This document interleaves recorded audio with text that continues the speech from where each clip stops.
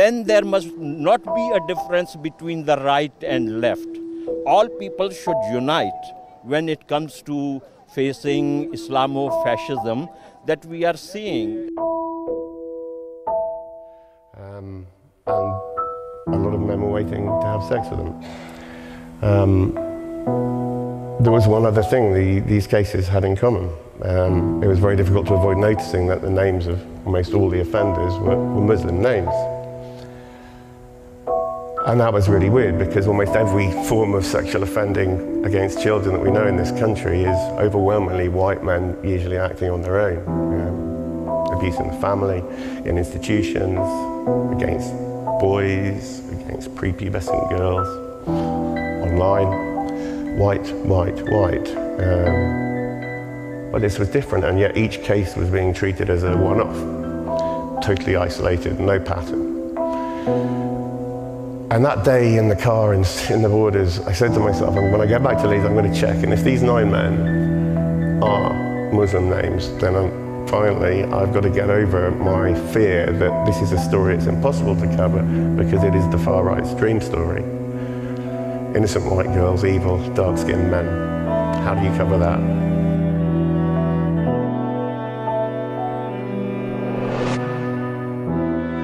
I noticed something was blowing up on my news feed about this guy named Tommy Robinson being arrested. The Tommy Robinson saga.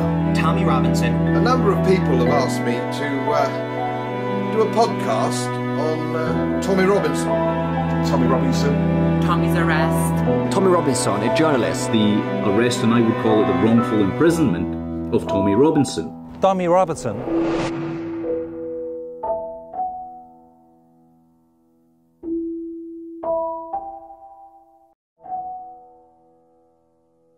This is the build-up.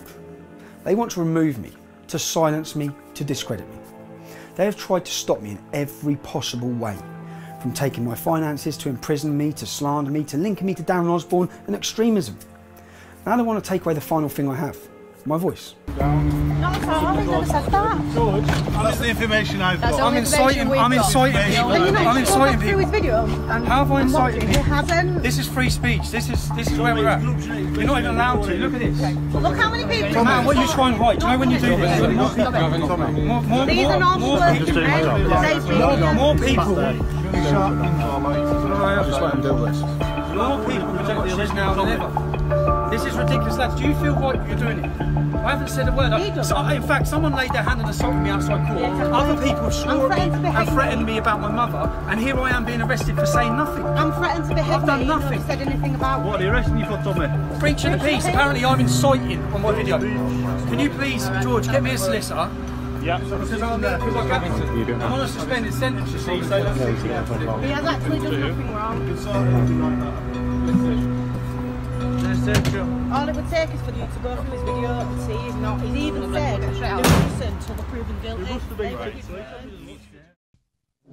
Okay, well, we obviously arrived in Leeds to cover a grooming scandal of 29 men who had groomed hundreds of women. There was no evidence of any reporting restriction on it. We read out simply facts from a reputable, credible newspaper. We read out the allegations. We used the word alleged. There was nothing unlawful at all. We had done all the research beforehand. All of it. It wasn't a contempt of court thing. It wasn't. We weren't releasing information about the case that could jeopardize it or that wasn't already publicly available in the local newspaper. So we just decided to go out there and read out those charges and video the people who were the defendants who were going in. Those people have already had videos taken of them and already had pictures taken of them, so we weren't releasing anything new. The police immediately arrived, 9 of them, walked outside a car, arrested him, took him to a prison, told us that it was for breach of the peace. Very strange, given that it's one man with a phone.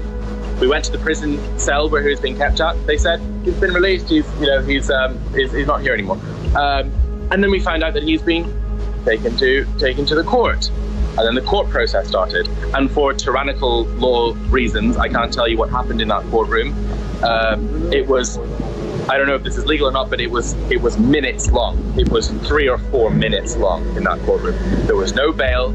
There was no back and forth argument. There was no proper defense. It was minutes. And then It was taken away, gone, straight to prison. No chance of bail, no chance of leaving. That's it, blackout, and then the press couldn't talk about it. The journalists who were in that room closed their notepads as soon as they realized there was a press restriction, and they went home and they didn't talk about it. And that was it. And they thought it was silenced. And that's where we're at now. And now we're in a situation where hundreds of thousands of people in this country are going out and protesting, and they're furious. And people who I never expected to be talking, who are from the left-wing media, are saying that they've never seen anything like this before. They've never seen anger like this before. They're worried about the whole country being burned down. And people have to go to the US, who fortunately have the First Amendment, to read the information about this. They have to go to InfoWars. They have to go to Fox News. And they're losing their minds. Everybody is losing their minds. They can't comprehend that this is happening in a first world democratic country. We've seen news articles completely wiped out. I've spoken to journalists who are really, really keen for information, who have then later said, sorry, we had to pull the whole story. We can't talk about any of this. And it's very, very, very, very worrying. There were even journalists, I mean, there's lots of technicalities about what I can and can't talk about. I was in the courtroom when all of this happened. Obviously, there's a reporting restriction. But, you know, when the judge even said that there's a reporting restriction, they closed the books. They wouldn't report on it after that. And it's a very, very, very bizarre situation. Usually reporting restrictions like this are only placed in very, very extreme cases, very, very high profile cases. And there's not really any reasoning for them to do this in this particular scenario, other than so that people don't know that they've done something wrong. Thank God that you guys are reporting it. Thank God InfoWars is making a deal out of it, and I think Fox News have just spoken about it. And that information is going to the UK. Thousands and thousands, tens of thousands of people have been rioting and protesting about this now. They've all been talking about it in the streets, and that information is getting to the general public, despite their attempts to stop it. And so hopefully the ball will just keep rolling, and more people will look to the US to find out information about this. But in this country, the situation, how it feels, going to pick up a copy of the local newspaper, going to look on any articles, there's a complete blackout. We can't see anything. The only people talking about it are people on Twitter. It's actually very strange. You know, it's a massive news story, and it's completely unreported. It's the feeling in this country right now is absolutely bizarre. It's intensified the mistrust in the media. To shut down all free speech in the UK. Look at this article. Even the lapdog Metro had the headline earlier. Document cam shot, please. Tommy Robertson supporters climb gates of Downing Street after his arrest. Okay, this was at 7:12 p.m. UK time, about an hour and a half ago, 2 hours ago. The very same article, one of the only ones allowed to report on it, talk about communist China, 1 hour later changed to this and is the only story available on Google.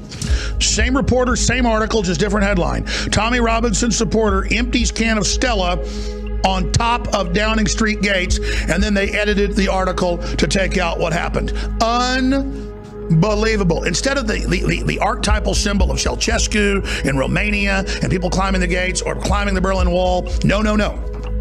Or V for Vendetta from fiction. They then turn it into, a can of Stella.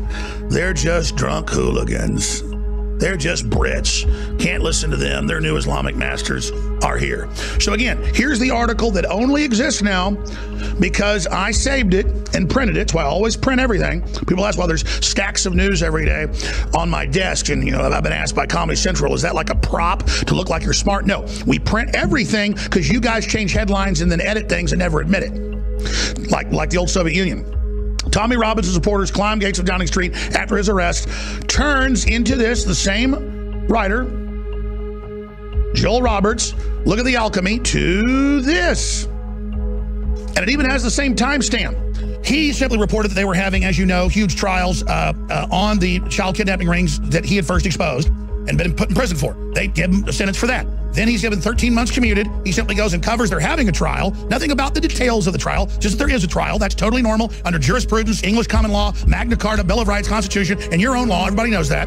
They take him to jail for that, and then they order everyone not to talk about it, period, and denotice hundreds of publications. As you said, talking to other members of the press, this is unprecedented, and we have seen thousands hit the streets. Describe what you've witnessed, the level of awakening here. This is beyond the old Soviet Union. Well, this is very, very different. I've been with Tommy for about a year and a half now. We've gone to lots of protests. We've been to universities. We've been around the UK. But something very different has happened. And that's that people are now absolutely furious about this. There's a electricity almost in the air of people who have completely had enough of all of it. You're right about what you said with people being terrified, and the establishment and our very establishment and our police being terrified about reporting on these grooming gang scandals. We haven't seen press restrictions on any cases with, you know, people like Rolf Harris and all of these big, massive, high-profile cases with white pedophiles and things like that. We have the BBC with helicopters outside their house as soon as there's any accusations. This is completely unprecedented, and people can see straight through it. And you can feel the tension in the air of this country right now. You can cut it with a knife. It's so intense. It's quite scary, actually, seeing where this could go. And obviously, if any harm comes to him, I can predict mass violence across the UK. I can predict towns and cities coming to a standstill. We will not. What's about to happen is a change in a way we have never seen before in this country. Everything is shifting. There are journalists and there are mainstream people. I've met MPs and very, very high-profile people contact me and talk to me and saying that they want to go straight out, guns blazing, and going against this, but they'll probably lose everything. It's torn apart the fabric of the country right now, and everything's sort of fractured. I can't really describe how insane all of this is. I was in an LGBT bar the other day, yesterday, and everybody in there was talking about it. You've got fringe groups on the left, gays and transgender people, everybody shaking our hand and talking about it. It's united everybody. He was arrested in front of 11,000 people who were watching at the time with me. 2.5 million people watched that video in the next hour of that. What does that tell you? Now the entire world has seen it, except probably the northern province of Iraq.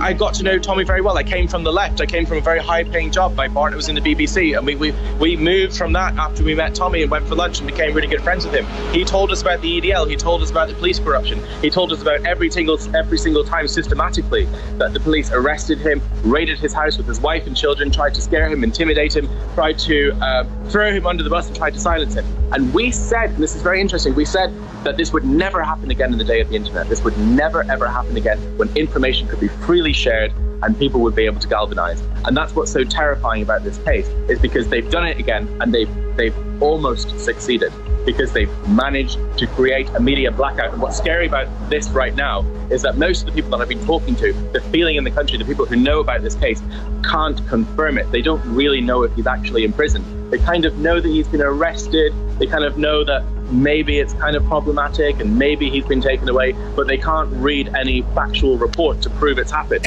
Now, most of the principles of English law are governed by statute, but there are a couple which are governed by tradition. One is the great comment that was made in the 1930s, that law should be that which is deemed to be fair by the man on the Clapham omnibus, deemed to be fair, natural justice, if you will. And of course, the other one is not only must justice be done, justice must be seen to be done. Now, the thing that makes me worried about this Tommy Robinson business, and I've never met the fellow, and I don't know anything about the case, but that's the point. It appears he's been sent to prison for 13 months, and I don't know anything about the case. I don't know what the legal implications are. I don't know what the offence was. I don't know anything about it at all. All I know is what I've seen on social media. And it didn't look to me like he'd done anything wrong, but I don't know. I don't know. And neither do you. So what I'm suggesting is, what is really, really wrong is the judge actually closing down any press comment on this. So the country doesn't know whether Tommy Robinson deserves to go to prison or not. We don't know. How can we make our own judgment on whether justice has been seen to be done, or whether natural justice has been done? And moreover, there is a caveat, is there not, that we have had one man sent to prison for putting a piece of bacon outside a mosque. He was given a year's sentence. It was only about 3 weeks before he was murdered. And another one came a little bit after that, and it was only about a week before he was attacked. Now, what bothers me is, I think we all know, and a lot of my friends in both the police and the prison service tell me that there are some prisons which are run by the inmates, a significant number of whom are natural enemies of Tommy Robinson, whether indeed he is safe or not. And I suspect that he isn't. All these things we don't know, all these things as citizens in a free society, we should be able to make our own judgments on. But we can't, because they've closed down any press freedom on this. I'm 68 years old, you know. I'm just wondering where this country's going. I'm honestly wondering where this country's going. Because it seems to me we're going back to sort of the East Germany of the Soviet Union. No freedom of speech, no freedom at all for the ordinary citizen to express his views. Whether they be right, wrong, or indifferent, it doesn't matter. That's the whole point of free speech. 7 years after shelving a potentially explosive story, journalist Andrew Norfolk found his conscience calling him. As the years went by, I had this very uncomfortable feeling like I hadn't done my job. I was on a long weekend. I was driving up to Scotland. I had the radio on. A news item came on the BBC. Greater Manchester Police have been describing how a 14-year-old girl was forced to endure an absolutely horrifying ordeal after being forced into prostitution. The vulnerable teenager was targeted with vodka and cigarettes after she was spotted wandering the streets before she was made to have sex with a string of men. At no stage in the report had the names of the defendants been read out. I'm sitting in my car in the middle of nowhere, and I'm thinking, you've not heard a word about this case until 5 minutes ago. And yet, with every fibre of my being, I bet I do know something about those men, because I bet when I check it out, they're going to be Muslim names. So I got back, I looked it up. They were all Muslim names, Muslim men. I sat down that night and I wrote a very long email to the news editor of the Times, saying that I thought there was something really troubling going on here, that it wasn't being acknowledged, and that I needed some time to look into the story to see whether what I thought was a pattern was indeed a pattern.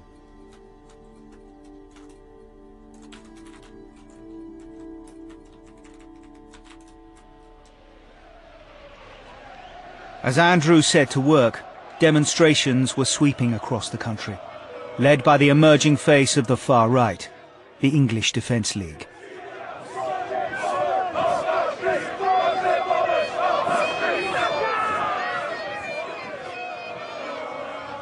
Its members were young, organised and growing in numbers, and its marches often descended into violence. Gas grenades were thrown, police vehicles were vandalised, and the police themselves were attacked. The EDL's goal was to stem the growth of a faith that it believed was corrupting the country. And in the grooming of white children, they saw not just a crime, but evidence of a broader Islamic agenda. Militant Muslim gangs taking liberties in our towns and cities, taking liberties with non-Muslim youth, non-Muslim girls, raping, pimping, beating, abusing our whole system. As you can see behind me, there's a massive police presence in Bradford today. Around 300 members of the English Defence League. The squeamishness of the liberal establishment, and that includes the media, national politicians, police forces, social services, in actually confronting what was going on, left a void, and into that void marched the EDL to spread a completely poisoned, a divisive agenda.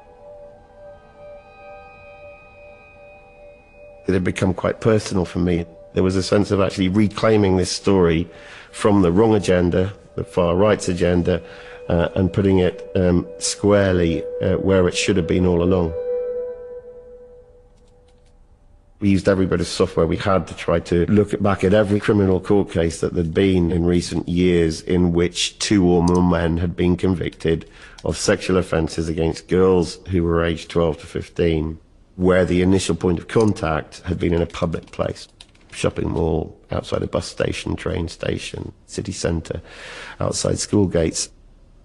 We needed to build that picture of all such cases, because if we were going to say what I sense we might be going to say, which is there was a specific pattern here involving men largely of the British Pakistani community committing offences against young white girls, we needed rock-solid evidential base. That trawling process produced cases involving the conviction of 56 men. Of those 56 men, 3 of them were white British men, 53 were Asian names, 50 of the 53 were Muslim names, the vast majority were British Pakistani. This was a process being repeated. It was happening in Birmingham, it was happening in Bradford, it was happening in Manchester, it was happening in Burnley. How had this pattern developed? How had it developed apparently completely unseen by the authorities? How come every single aspect of the British establishment treated every single case that had cropped up as an isolated one-off case with no pattern whatsoever to any of the other cases that were so similar?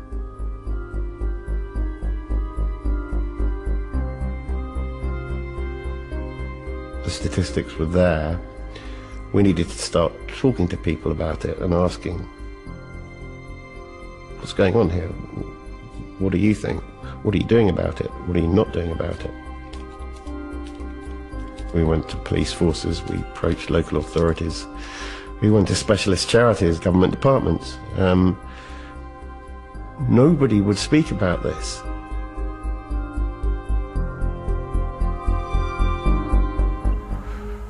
Nothing to do with the names of the men who were being convicted, but the cases that fitted that model. And we came up in the end with 17 cases since the late 90s, 13 different towns and cities, 56 men convicted. 3 of the 56 were white, 53 were Asian names, 50 of them were Muslim names, and when we looked into each case, the overwhelming majority were Pakistani Muslim. Okay, so we had a kind of evidential base, but what the hell are you going to do about it? We needed to start talking to people, and so I tried to start talking to police forces, to specialists, to experts who look after children, to government departments, and there was a complete wall of silence. All we get, if anything, was a terse statement, you know, ethnicity, culture has absolutely no relevance whatsoever to this pattern of offending.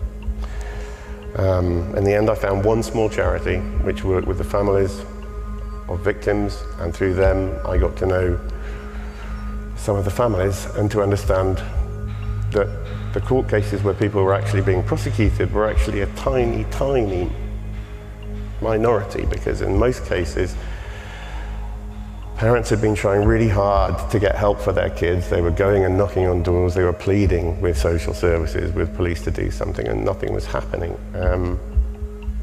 I was called down to London for my very first ever one-to-one meeting with the editor of the Times. I thought we'd done it, but he said we were going to carry on keeping running stories about this.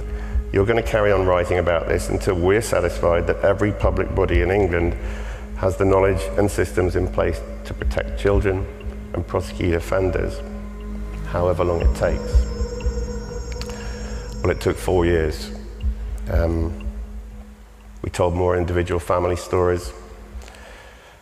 One of the very first was from a grandfather who rang from Rotherham, who wanted to talk about his granddaughter.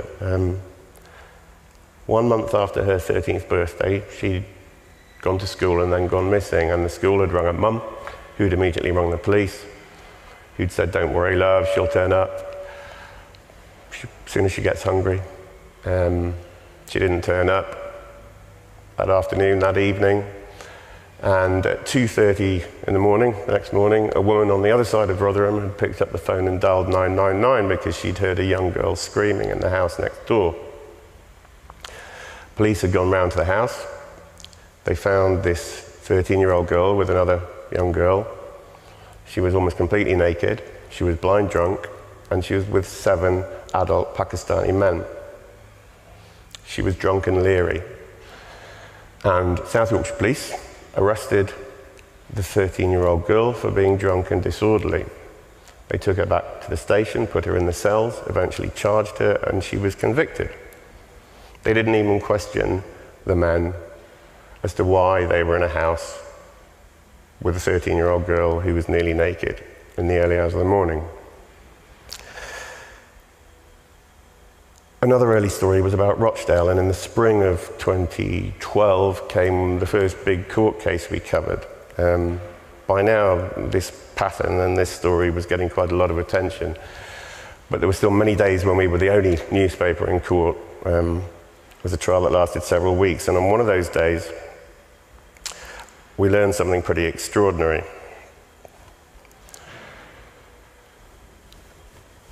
One of the victims was a girl from Essex, but she'd been put into a children's home in Rotherham, and she was the only resident of that children's home. I'd never heard of solo care children's homes.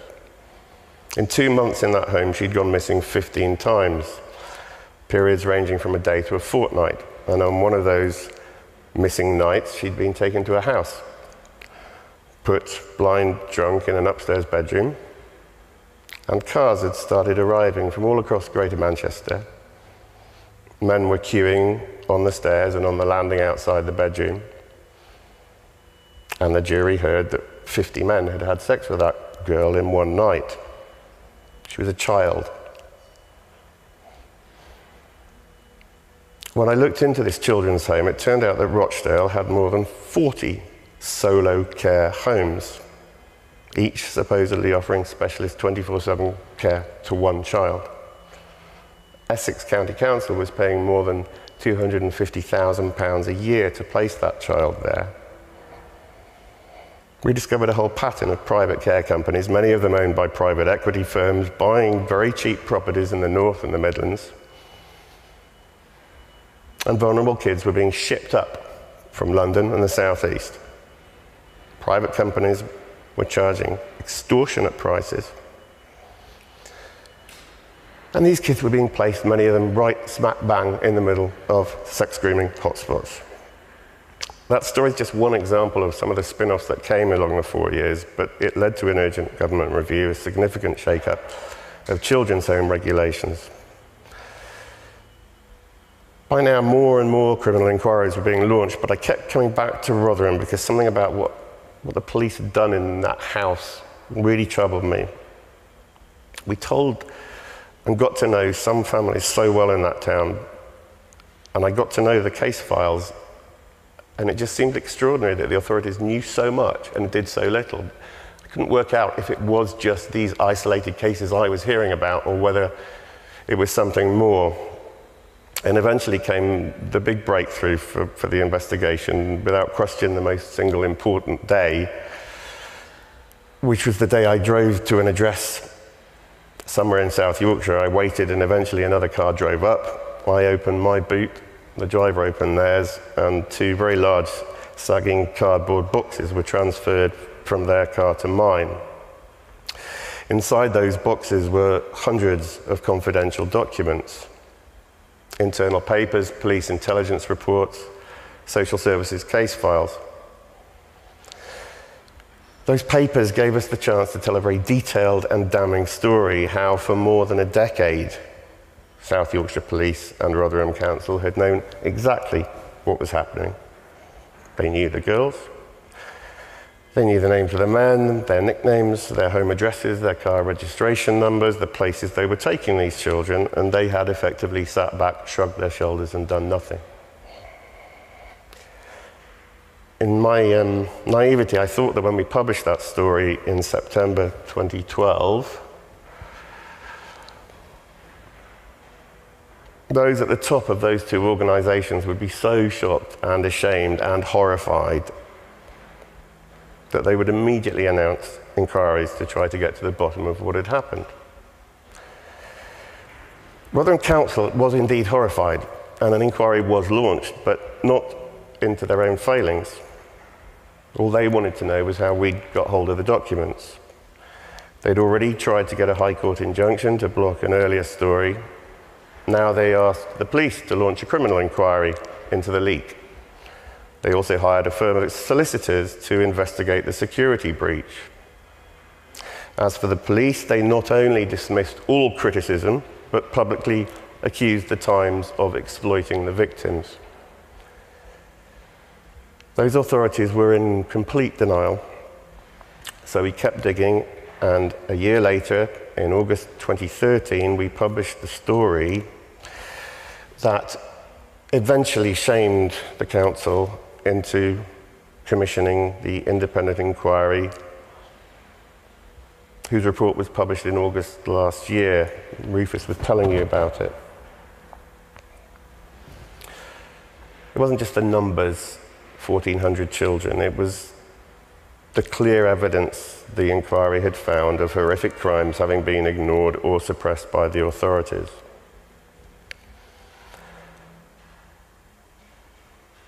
As Rufus said, suddenly Rotherham became headline news globally. China, Australia, Canada, you name it. And when I think back to what the editor said to me 4 years ago, we're going to keep on until, the council's chief executive told a parliamentary committee in evidence that the reason the council felt forced to commission that inquiry that ended up having such huge repercussions was because, quote, the Times wouldn't leave us alone. In the outcry that ensued, several senior people lost their jobs. Then the ruling Labour cabinet resigned en masse. Finally, the local authority was found not fit for purpose, and it's now run by a team of government-appointed commissioners. I think this story is an example of why newspapers matter. For years and years, people in that town had been desperately concerned by what was going on. They tried their very best to raise the alarm. Young girls and their families had pleaded with the police. Frontline workers told their bosses. Internal reports were written, seminars held, letters sent to chief constables, MPs, government departments, and absolutely nothing changed. And finally, when all else failed, someone very brave decided in desperation to place their trust in journalism. Those documents I was handed revealed something shameful, something people in power, people whose job it supposedly was to protect children, had chosen to keep safely hidden. It was, for obvious reasons, a very uncomfortable story to put on the front page of a national newspaper, but it was true. And sometimes it really is the uncomfortable truths that are the ones it's most important for journalists to tell, because if we don't, no one else will. On my own, I could have done exactly the same work as I've done these past 5 years, and it would have achieved precisely nothing. I could have posted blogs, I could have stood and shouted on street corners. It wouldn't have changed anything. But this wasn't me alone. This was the Times. I am Amar Khan, and I am the founder and president of American Friends of Balochistan. We have been suffering under Pakistani military oppression, genocide, crimes against humanity, and war crimes in 5 different uprisings against the terrorist state of Pakistan. We have been trying to tell the world that Pakistan is a terrorist entity long before 9/11 happened. I had been trying to make the American people aware that Pakistan is not a friend of the West. Pakistan is the person who is like the person who takes the money from the US but sleeps with China. So she has been like that entity for a long time. Pakistan is also the favorite destination for what you call jihad tourism. So you might have seen, you are in the United Kingdom, a significant chunk of global jihadi terrorists, I am very sorry to say, are today in the United Kingdom, and the huge percentage of that is of Pakistan origin. And I do share the concern of the local British people about what is happening in that country. You can see that they come and block your roads to say prayers. You can see that they come and try to enforce their way of life in a society where they are a minority. Now you can imagine what kind of atrocities we are facing, where they are the dominant majority. We are languishing under the boots of the Pakistan military and the ISI. Our people are being killed like as if we were ants and flies. They are violating the human dignity of the Baloch living man and of the Baloch dead. Unimaginable, unconscionable acts of terror against the Baloch individual. The West must rise for us. We have our hope on the West. The West knows human dignity. They have their values. They have their institutions. They have their parliament. They believe in freedom of the individual. It's called the R2P, responsibility to protect. Why is it we hear so much about Palestine, we hear so much about Rohingya Muslims, but we're not hearing anything about yourselves? Yeah, the thing is, you'll be surprised. I have a strong Burma connections also. I was born in Rangoon. Okay. So I know a lot about Rohingya. Rohingya, just as I said, in your country, a minority tries to come and dominate their way of life on the majority. That has been happening in Burma for the last many decades.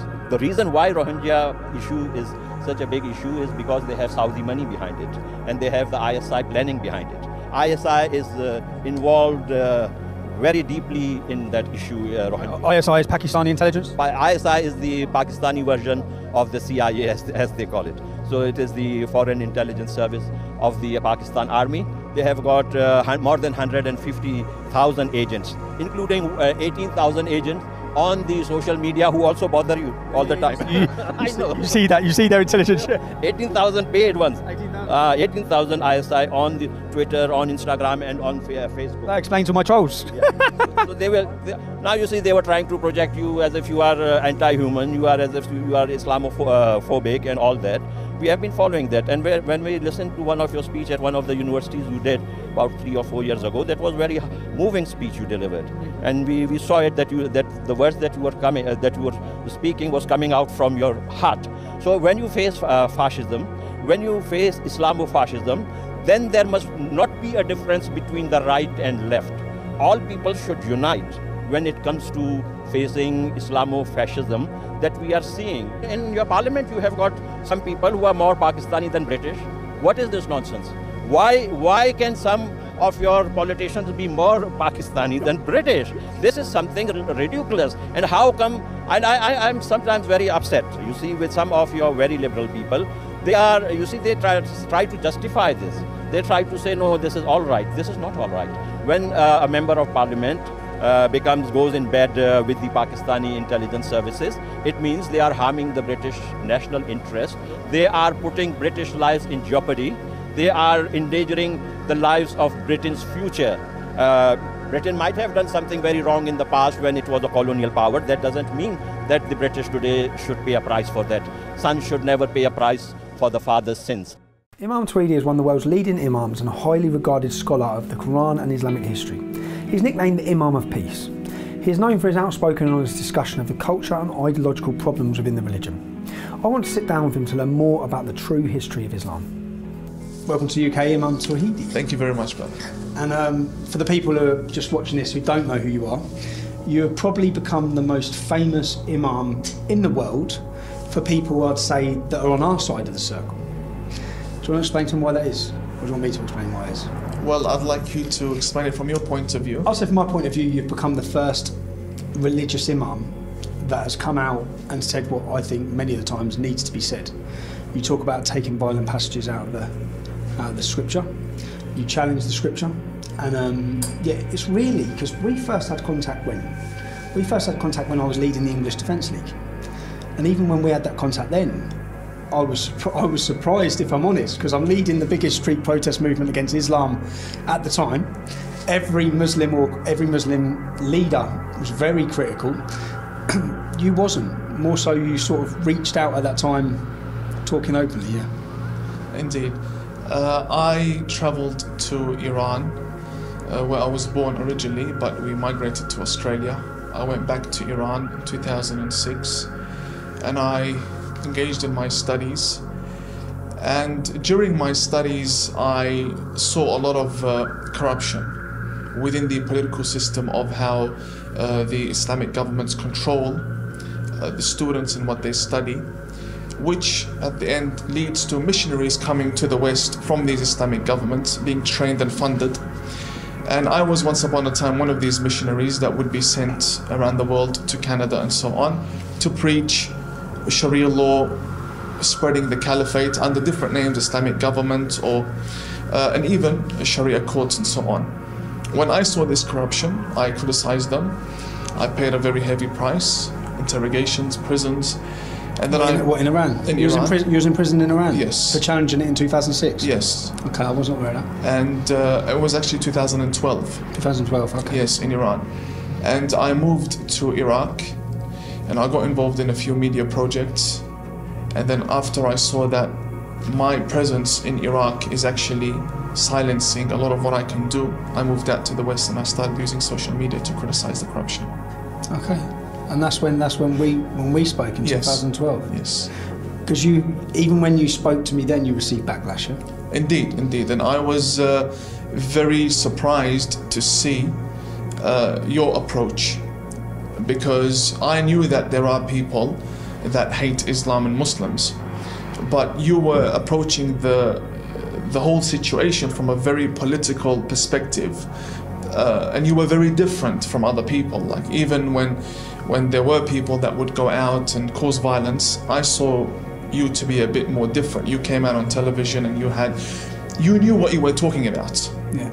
And that encouraged me to reach out to you. And I think we spoke about terminologies and how you could win a lot of my type of Muslims over by directing the blame onto Wahhabis and Salafis rather than other small minorities. Yeah, because I gathered very, so you were a Shia. Yes. And you said a lot of our problems, which I have many Shias tell me this, but then I have many Sunnis say the opposite. So I have many Shias who would say to me that that what you're angry about is the Salafists, it's the Wahhabists, it's the Saudis.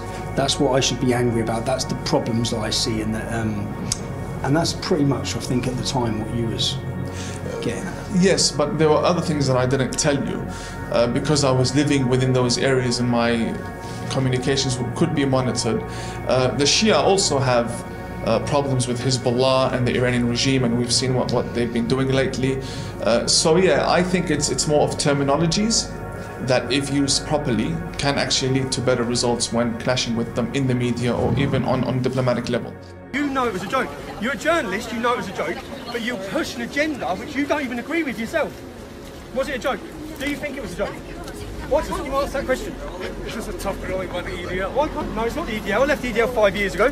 But anyway, do you think it was a joke? Is this a tough grilling by the former leader of the EDL? Well, is that some sort of dig? Yeah, the former leader of the EDL who had to try and make... I'm asking you a question. Okay, yes. The same as you're asking me a question. Yes, I'll answer it simply in a yes. Do you think it was a joke? Do you think the video was a joke? I was covering a court case. Why don't you just answer the question? I was covering a court case. Why can't you answer the question? Why can't you answer the question? I'm a neutral journalist. Why can't you answer the question? Happens in court, I report it. Okay, I'm asking. Why did you bring up 6 million Jews when you spoke to him? Why did you try and make him feel bad about the 6 million Jews? Who are you? She's another member of the public who's asked you a question. I just saw how you treated him. Sorry, it was very, very rude. Was it rude? Yes. Is that a crime? Very rude. So simple. So what? Is rudeness a crime? So do you think it was a joke? Do you think it was a joke? Tommy. Do you think it was a joke? I'm going to say nothing more to you. Oh no, you're not. But your silence has answered for all the British public to know. One thing I want to point out, guys. One thing I want to point out is that whenever the mainstream media have a story on Tommy, they always start it with the former EDL leader Tommy Robinson, but they never explain why he's the former. So I'm going to do that here and share it. I share it with the world because this is the truth.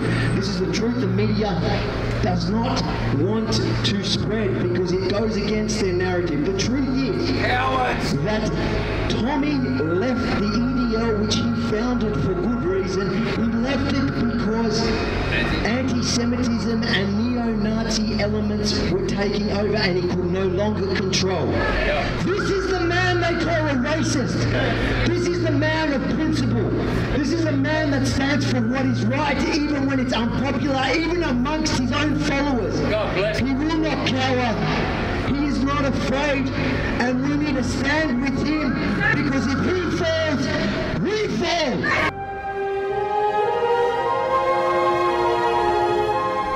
It was from here that Schramm and Walter took their orders. This was the lair of Erich Mielke, East Germany's intelligence czar. He was someone who was keeping tabs on everybody, and he was also killing people from here, or issuing the orders to have them liquidated, as they say.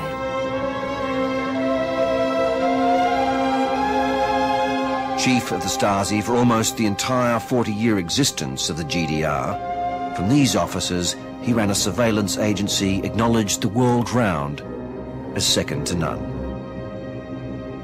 They were the best. This was, as far as anyone can tell, the most thorough surveillance on Earth. 1 in 6 people was informing on their colleagues and friends and neighbours and family. The Stasi went to extraordinary lengths to spy on just about everyone in East Germany. An extensive filing system, kept with a manic thoroughness, allowed no detail to go unrecorded. Some of the Stasi's methods might have been laughable had the consequences not been so dire. Cameras concealed in birdhouses, in neckties, and in wooden logs. They made a science of it. They were perfectionising methods of controlling people. And in the beginning, it was the usual methods of imprisoning people or breaking their arms or legs. But later on in the 70s and 80s, it became much more sophisticated, and the main methods of repression were what they so beautifully termed the psychological destruction of a soul. They would destroy one's reputation in the workplace by spreading rumours, having agents spread rumours, or ruin a marriage in the same fashion. Incarcerate someone as mentally ill and keep them on doses of drugs and so on. These are not people who didn't know what they were doing. They were writing doctoral theses on how to destroy a soul. This is what they do. They make sure that people don't know what their historical rights are in law, and it makes them easier to take away. And of course, what you get then is a very frustrated populace, which we have at the moment, who don't really understand what Tommy Robinson's done. They don't understand what Melanie Shaw has done, and these other people. And as it comes out, people are now beginning to realise just how far down the path to a totalitarian state we've gone. Incredible. Yeah, there's the article. Child abuse witness held in Peterborough prison, drugged, key whistleblower. Unbelievable.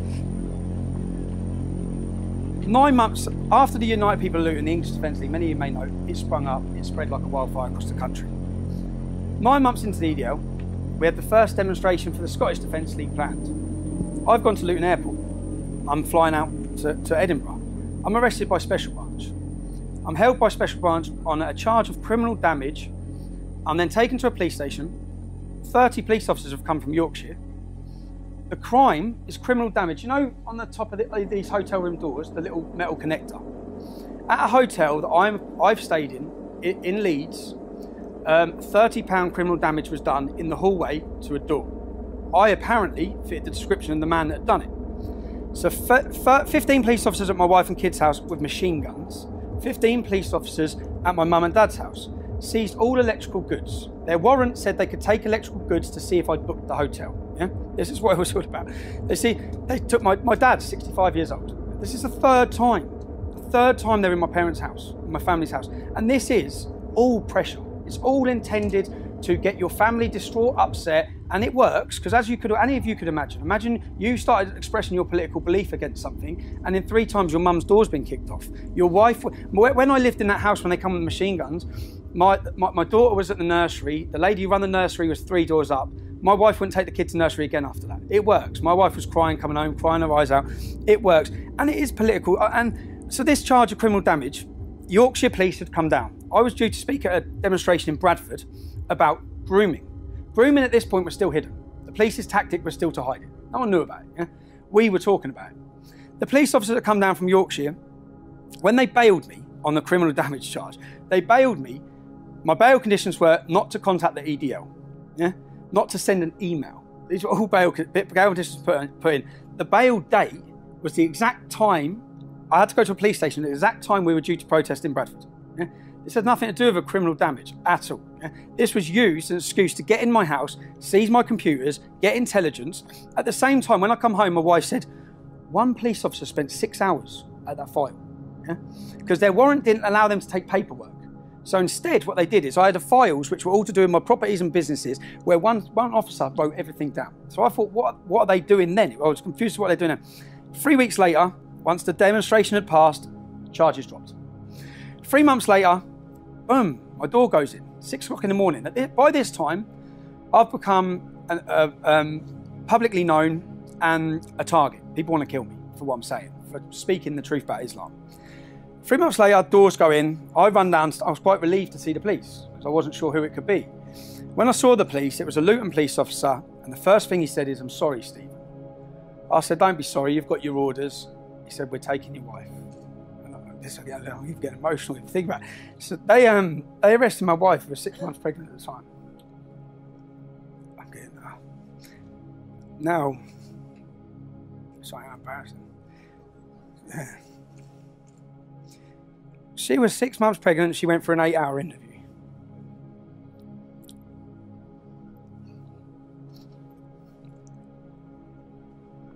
they arrested me as well. We were arrested on tax evasion and money laundering. My wife sat a 6-hour interview where she was told she was looking at 7 to 8 years in prison. When I come out, she was broken and begging. The cases were from this, they froze my assets. At the time, I had 2 businesses. I had 7 properties. For a young man, I was successful and doing well. My passion was making money. But then the reality for me was it didn't matter how much money we make or how much we want to move into nice areas. The problem will be left to our children for the next generation if we ignore it. What have I done? This is the 4th time of arrests. What have I done? I've started speaking about Islam, that's it. What have we done? What has my wife done? She's done nothing.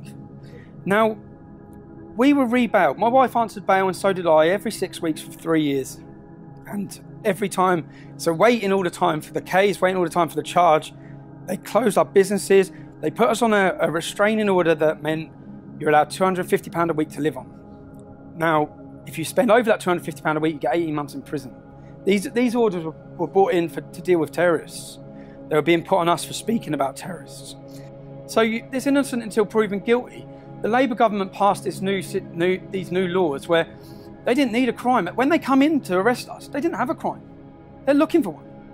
They didn't have a crime. And when I say they went back through, they forensically investigated everything I'd done in my life, going back 10 years. And when that didn't work, they forensically investigated everything my mum and dad had done. Everything my wife had done, everything her brother-in-law had done, everything my cousins had done.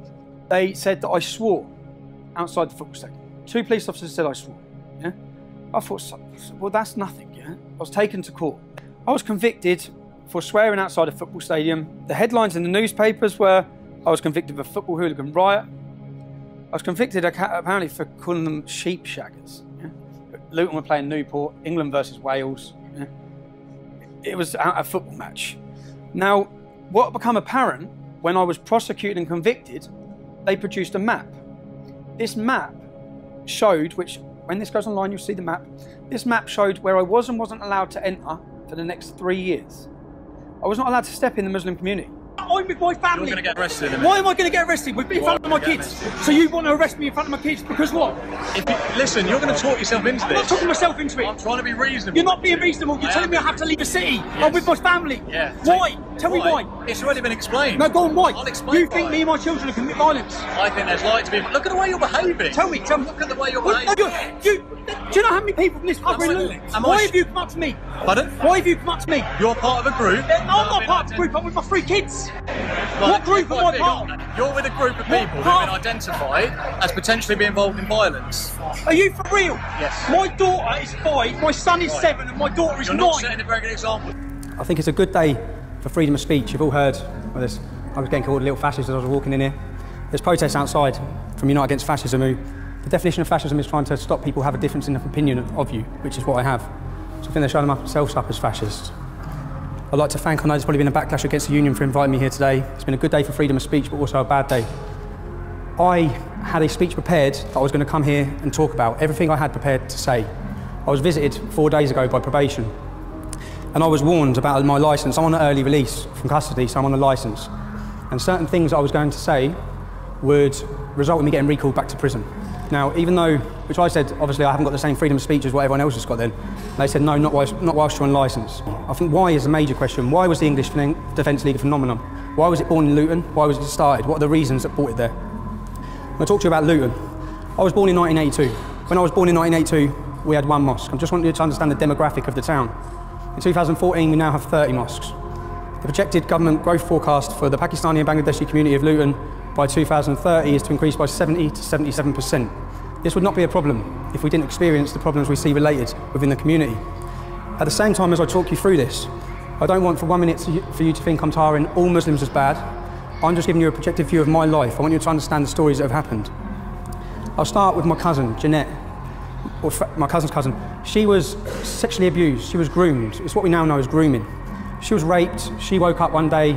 She was found running semi-naked from Bury Park. Bury Park is the area where a lot of the Muslims have congregated and live. It's where these 30 mosques are. She was picked up by prostitutes in the street. Her dad collected her. If I talk about the failures from the police, when the family, I want you to understand and try and picture this as though it's your family relative. When the family were going to the police, when the girl is missing for 2 days, 3 days, yeah, and there is no response, and up until the Rotherham report, people wouldn't believe these stories because they are unbelievable.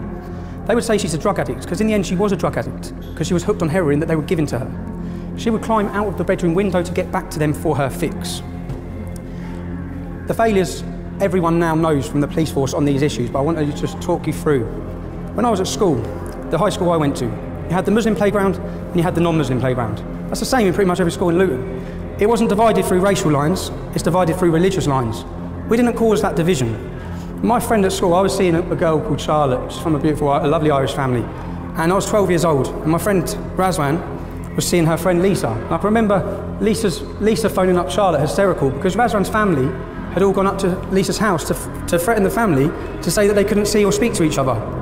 As a 12-year-old boy, this was a light bulb moment for me to think, what is this about?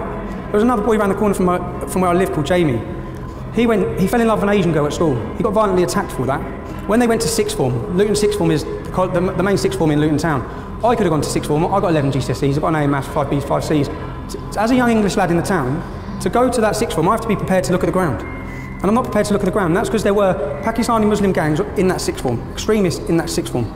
Now, this Jamie went to sixth form, his girlfriend went to sixth form who he's in love with. They couldn't even acknowledge that they knew each other, okay, because of the fear of what would happen. I had another friend, John English, on a night out. I'm just taking you through stories.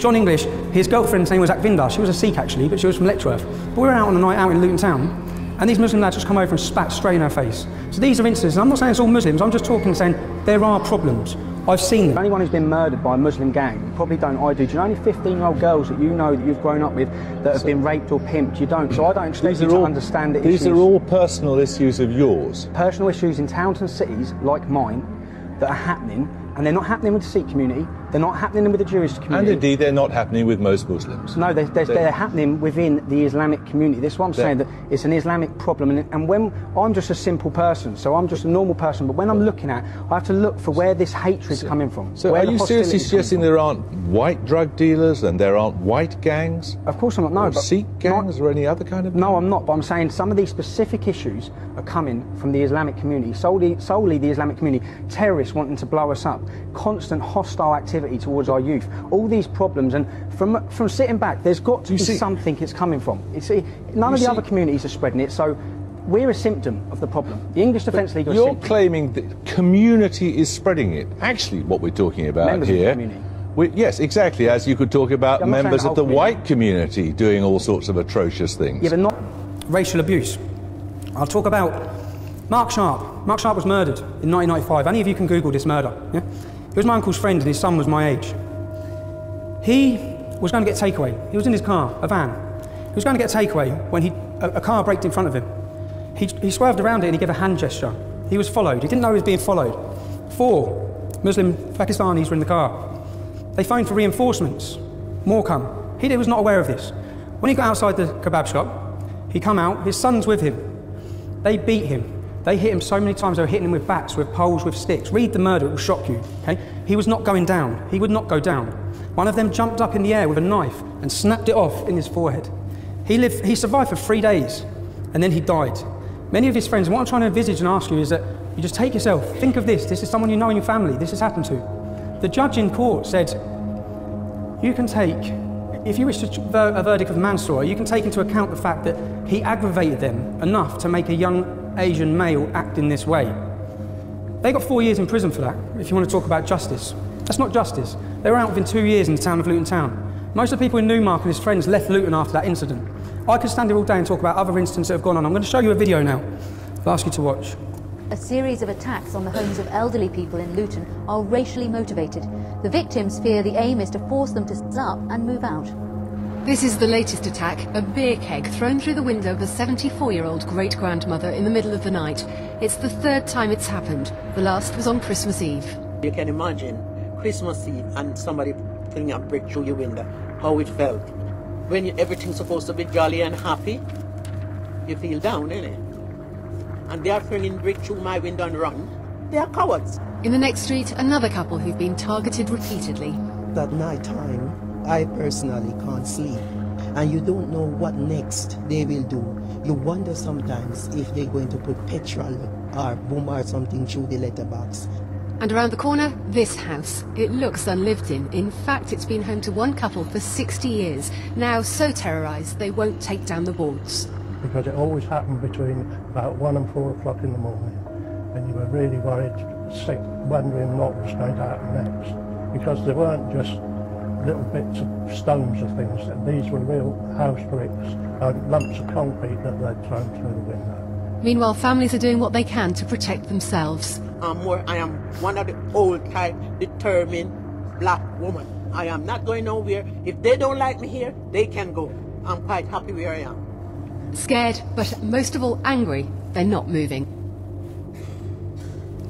Now, again, maybe take it to the community you live in.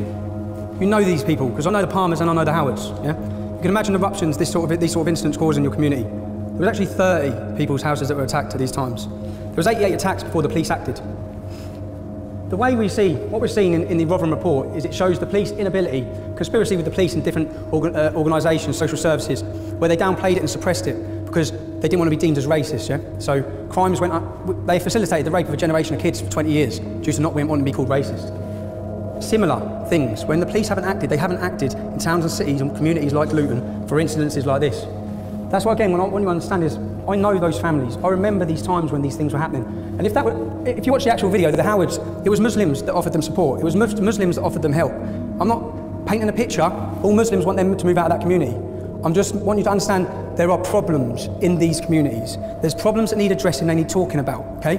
So bearing in mind, when they arrested me and my wife, we've been on bail conditions for 3 years.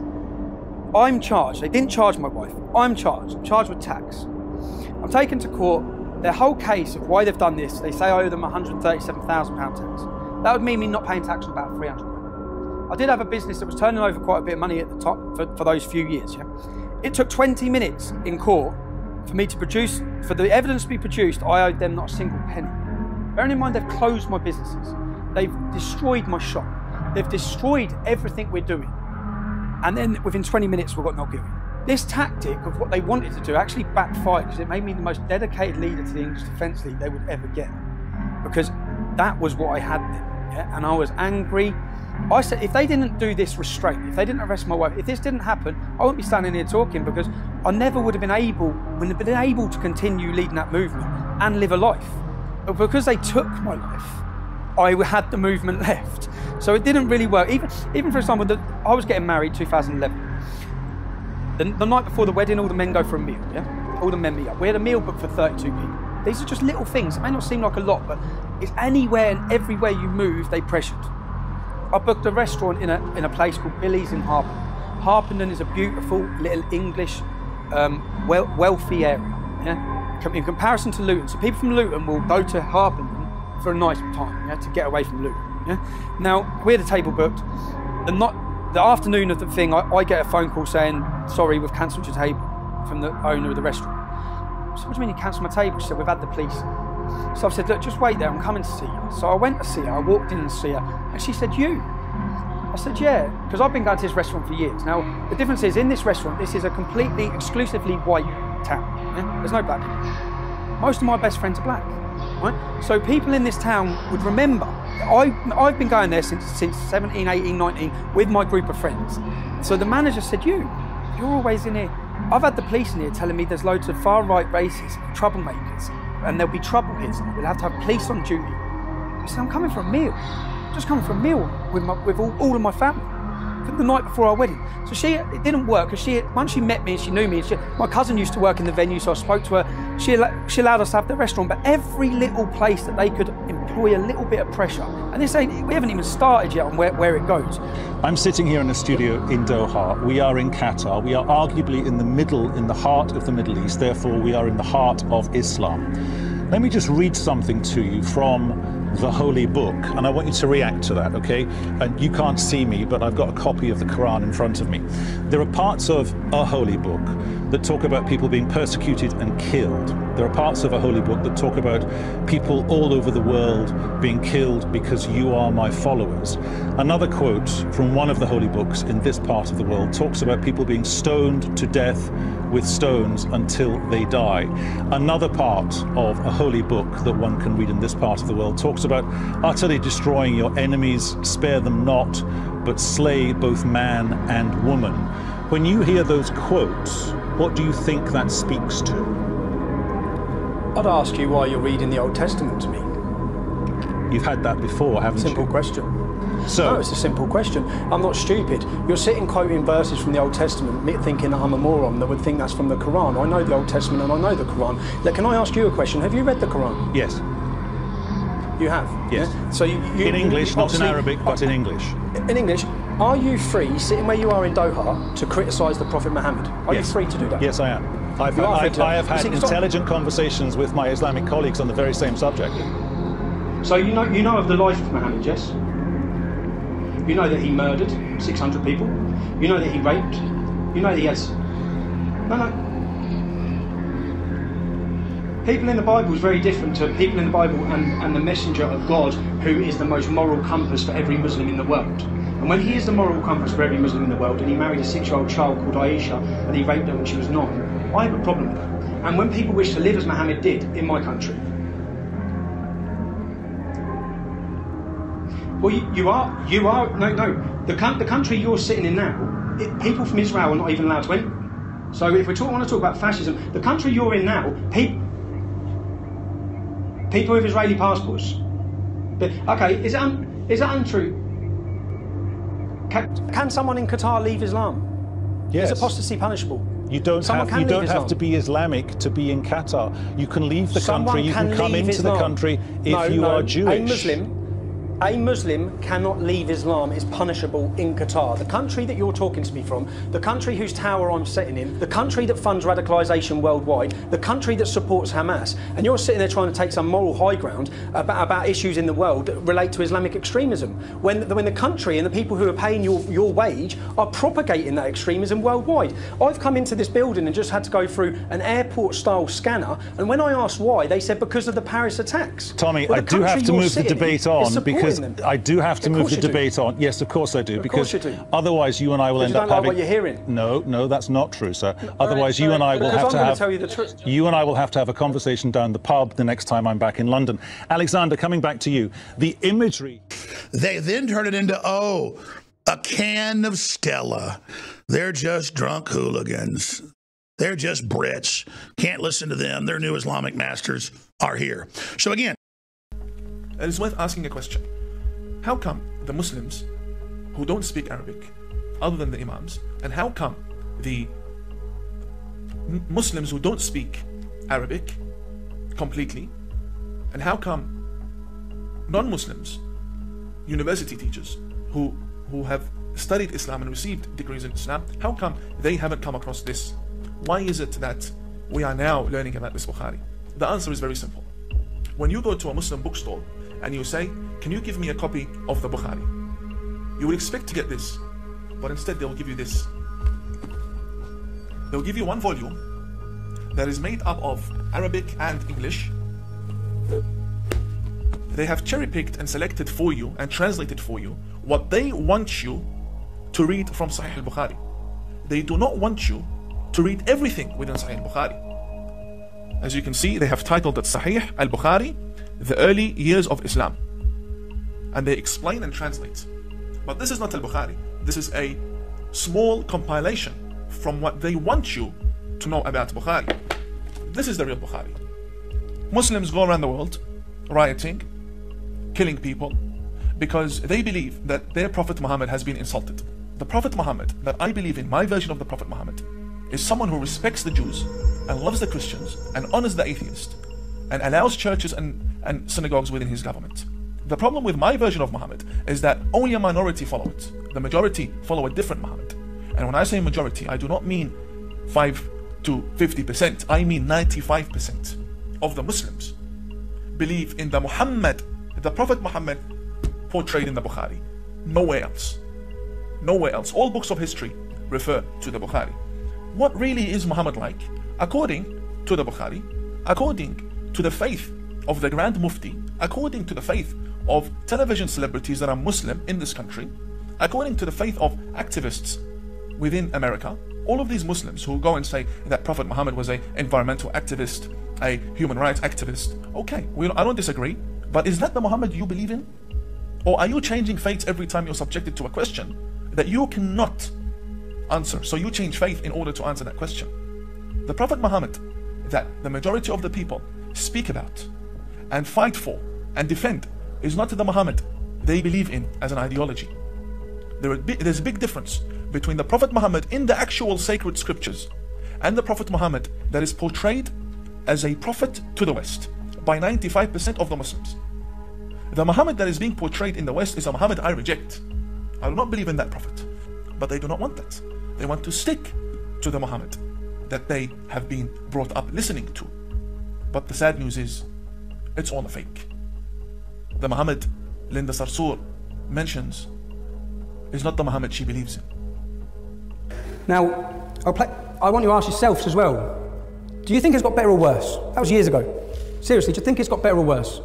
It hasn't got better, okay? I'm now going to show you a video from 6 months ago. Yeah, just talk me through. Tell me the story. Okay, well, about 5 years ago, I got rid of my car, and I became more prominent in the streets of Newton.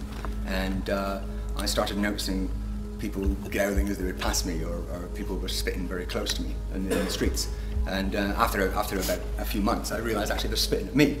And I faced quite a lot of anger. I faced quite a lot of just aggression from various younger Muslims in the community, simply because I was a Jew, or rather a conspicuous Jew in the college. And one time I was cornered in the college. I was shoved into the corner, and I was made to justify the existence of Israel. Well, I've got post-traumatic stress disorder, and I experienced a lot of panic attacks. You know, so it's, yeah. You've been living under a barrage of abuse and threats and intimidation for years? Yes, yeah, 5 years now. And you know, it's been coming up for 300 incidents, attacks on me and my home. And it probably wouldn't be so bad if I knew that, you know, maybe the authorities would have my back, but unfortunately they don't. I do think every morning, you know, I'm still here, and I go to bed at night. I live today, you know. I've seen the image of your property. It's like Fort Knox now.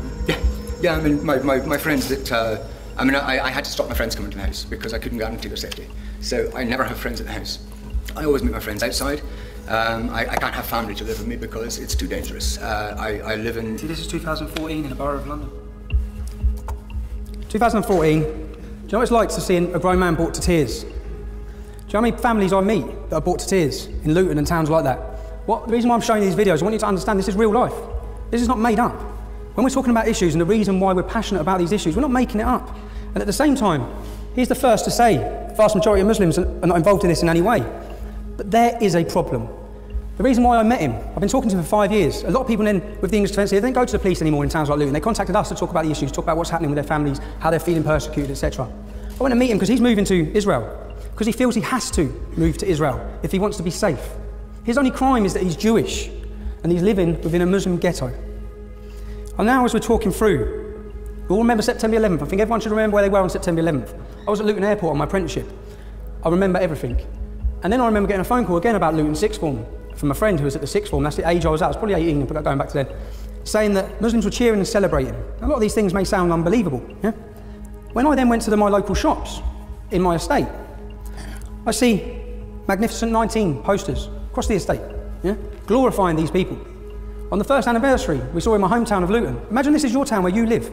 You've got posters glorifying terrorism. This is an Islamic jihad attack. The man that done this would have either been radicalised in a prison or he would have been radicalised on the streets of the UK with full knowledge of our government and our security services. They will know who he is. Yeah, mate, I have information that shows there was 4 terrorist attacks last week in France. 4 in France. There was 12 planned last year.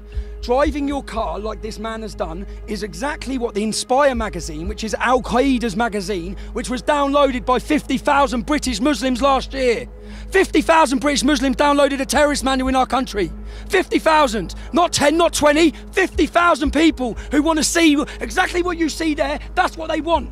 They want war, they want death, they want destruction, and we keep on pandering like you just come up to me saying it's got nothing to do with Islam. It's got everything to do with Islam. Everything to do with Islam. It's got everything to do with Islam. I'm simply asking how you okay, well, I'm on the reality. This is the reality. The reality is this is a war. These people are waging war on us for time. This has gone on for 1400 years. This is nothing new. And the whole time while this goes on, police leaders or political leaders want to invite more. They want to invite more. The blood is on the hands of people like you and the left who have allowed these people to come into our country and caused chaos. There are going to be knocks on the door of families tonight saying that their daughters, their mothers and their family have probably been maimed and killed in the streets of our own capital. And the left have allowed it to go unnoticed.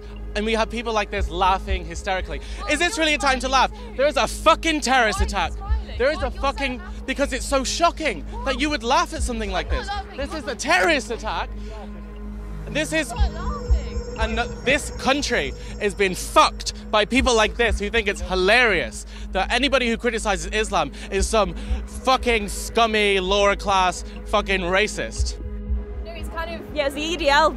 They're also racist as well as. It's not the EDL. It's Unite Against Hate. It's a different organisation. Was it? Ah, that phrase again. Was it? EDL were there as well at the start. No, they weren't. Were they not? Everyone on EDL. She doesn't even know who was on the other side of this protest, who was speaking. Yeah. Tommy Robinson was there, but he quit the EDL years ago. Pardon? Tommy Robinson was there, but he quit the EDL years ago. You don't know who Tommy Robinson is? You're protesting against Tommy Robinson's past organisation, but you don't know who he is.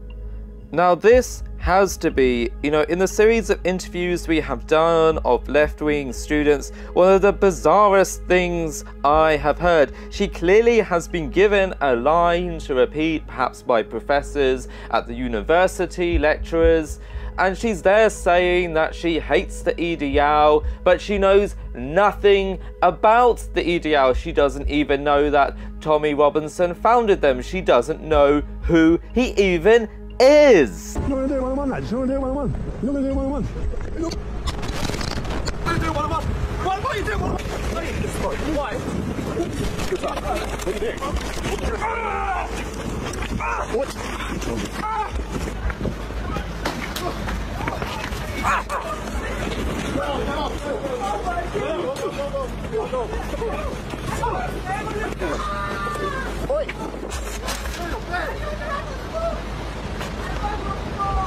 Imagine a whole gang of thugs training with communist Islamicists at a mosque, learn from one of their operatives that Tommy Robinson is at a McDonald's with his camera lady, and then they come over and attack the woman to get the camera, viciously start beating her. She fights back, he fights back, and then they run as cowardly scum. And the police are all there and do nothing. All the way through this, I knew at certain points, with Lucy and with George as well, who are the camera team with us, I knew we'd get attacked at certain times, but I never thought they'd go for Lucy. I guess I thought too highly of them. I thought they had morals. So I always said, and as soon as they turned up and I saw the mask, I basically getting out of the car, I looked across, I see 7 men coming towards me with masks, and then I stood and I tried to move away from Lucy. I thought they'd all go for me. So I thought, that's sound, I'll move away, they'll all come for me. They didn't. They sectioned off. One went to George and one went to Lucy. And then, as you can see, he starts attacking Lucy. He's resting on the floor there. But to be honest, Lucy gave as good as she got. Lucy gave as good as she got, and he ended up, she was kicking him and hitting him. And even at the end, I looked over and even see George, the other camera lad as well, scuffling with them as well. But they were masked up. They were ready to attack us. And as you're right, straight after this, the police have turned up. They've done nothing. No one's even spoke about poor Lucy, really. No one spoke about her. I haven't seen one journalist, no one's contacted her, no media have contacted her. She's violently attacked for being a journalist. They're journalists. But yet every single report from the mainstream media, Tommy Robinson fighting with masked men. No, that's not how it was. Tommy Robinson was getting a burger from McDonald's and his camera girl and his cameraman were violently attacked. Well, we've known it's this bad for some time now, and me and my friends often say that The day that Richard Spencer got punched was the day when the bar was set very, very low, because we saw how many people celebrated it afterwards, how many people fetishized it. We saw the memes coming out saying, punch a Nazi, it's okay to punch a Nazi. And of course, you know, who's a Nazi? Well, we decide that. So we've realized that it's going to be violent for some time. The most shocking thing, actually, the most upsetting thing was how many people are saying it's fake or it's staged. People seem to think that Tommy has hired these people to come and attack us, which if he had, I think I might have to have a little word with him. But it's funny, quite a lot of people probably think, like to call themselves feminists and like to say that they stand up for women's rights, and yet here's a video of a woman on the floor and oh, it's fake, it's staged, or even better, I've seen some people say that I deserved it, which is very nice. Some of my friends who are quite normal, who have normal parents, who think that everything's fine and the media don't lie, they saw that clip and it actually did make them realise how bad it is. So in a way, you have to be able to show the extremes for people to wake up and realise, actually, yes, this is what's happening on the streets, this is what's happening, it's not being reported, and it is being celebrated. Because I'm in this world, I know what to expect, we all do, we all know what happens. I've seen Tommy get in trouble before, it's just what happens. But I mean, there is a part of me that does feel sad when I realise that actually no single media outlet has got in touch with me. I've had maybe one friend get in touch with me. This is sort of something that's just going to get brushed under the rug. Investigation into sexual exploitation in Newcastle. Andrew Norfolk is a Times journalist who uncovered the original scandal in Rotherham. He joins us now from Leeds. And I have to say, hundreds of victims involved in this. How was it that nobody within the community reported exactly what was going on to the police? There's been a long-standing history of failure to acknowledge, failure to report, failure to tackle in towns and cities the length and breadth of England. Newcastle was no exception there. It's merely realised what was going on rather later than many other places. And I spoke to a local councillor earlier who is a Muslim himself. He said, as a Muslim, he has received a lot of abuse for speaking out on this subject. Do you think certain groups are now being blamed for what's gone, even though, of course, it was a minority that's been convicted? Well, we've gone from a position where in the first years we were reporting about this and suggesting there was a hidden crime pattern that needed to be acknowledged and then tackled. In those early days, every time we wrote about this, we were accused of racism. There's two reasons. The first one is the one I just said, which is this: because of political correctness, everyone now in a position of authority has been indoctrinated and brainwashed into they mustn't be accused of rape. Racism is actually now the worst thing you can be accused of. It's worse than being a serial killer or a paedophile, because it's like the 21st century equivalent of witchcraft. If you're accused of it, you're guilty till you're guilty, presumed guilty, until you can prove your innocence, and your life can be ruined. It's much better to be a serial killer or a bank robber or something. The penalties are much less. But if you can have your life ruined just because of an accusation like this. It's an accusation, not even being found. Exactly. And the people who have had their lives ruined because of these accusations of this crime. And people they've been brainwashed. And I've been reading a book recently called Easy Meat by Patrick McLaughlin, which talks about the long history of this sex slavery, it's called grooming gangs, but it's really sex slavery. And he makes this point that the reason that the local authorities, that the child services and the local authorities, the police, wouldn't do anything is because they were terrified of political correctness. And even Jack Straw said something more or less the same, didn't he? So you've got that reason. And I believe the second reason is especially amongst the authorities and the police, they are terrified of violence that might erupt if they actually try to enforce the law. Eventually, we were ready to publish, and we published that first story in January 2011. The whole of the front page and 4 pages inside. Within a few days, the government had ordered a national inquiry. Within 2 days, Jack Straw, the former Home Secretary, went on Newsnight and said that some young Pakistani men in his Blackburn constituency viewed white girls as easy meat, which created further headlines.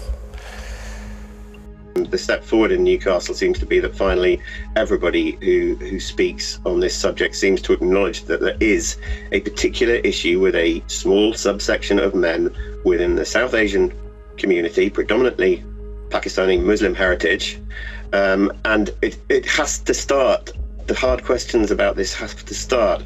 Now, of course, it's hugely difficult for other members of that community for whom such crimes are abhorrent to feel that they are being somehow tarred with the same brush. It's a community that already feels under siege in many ways for issues such as terrorism, etc.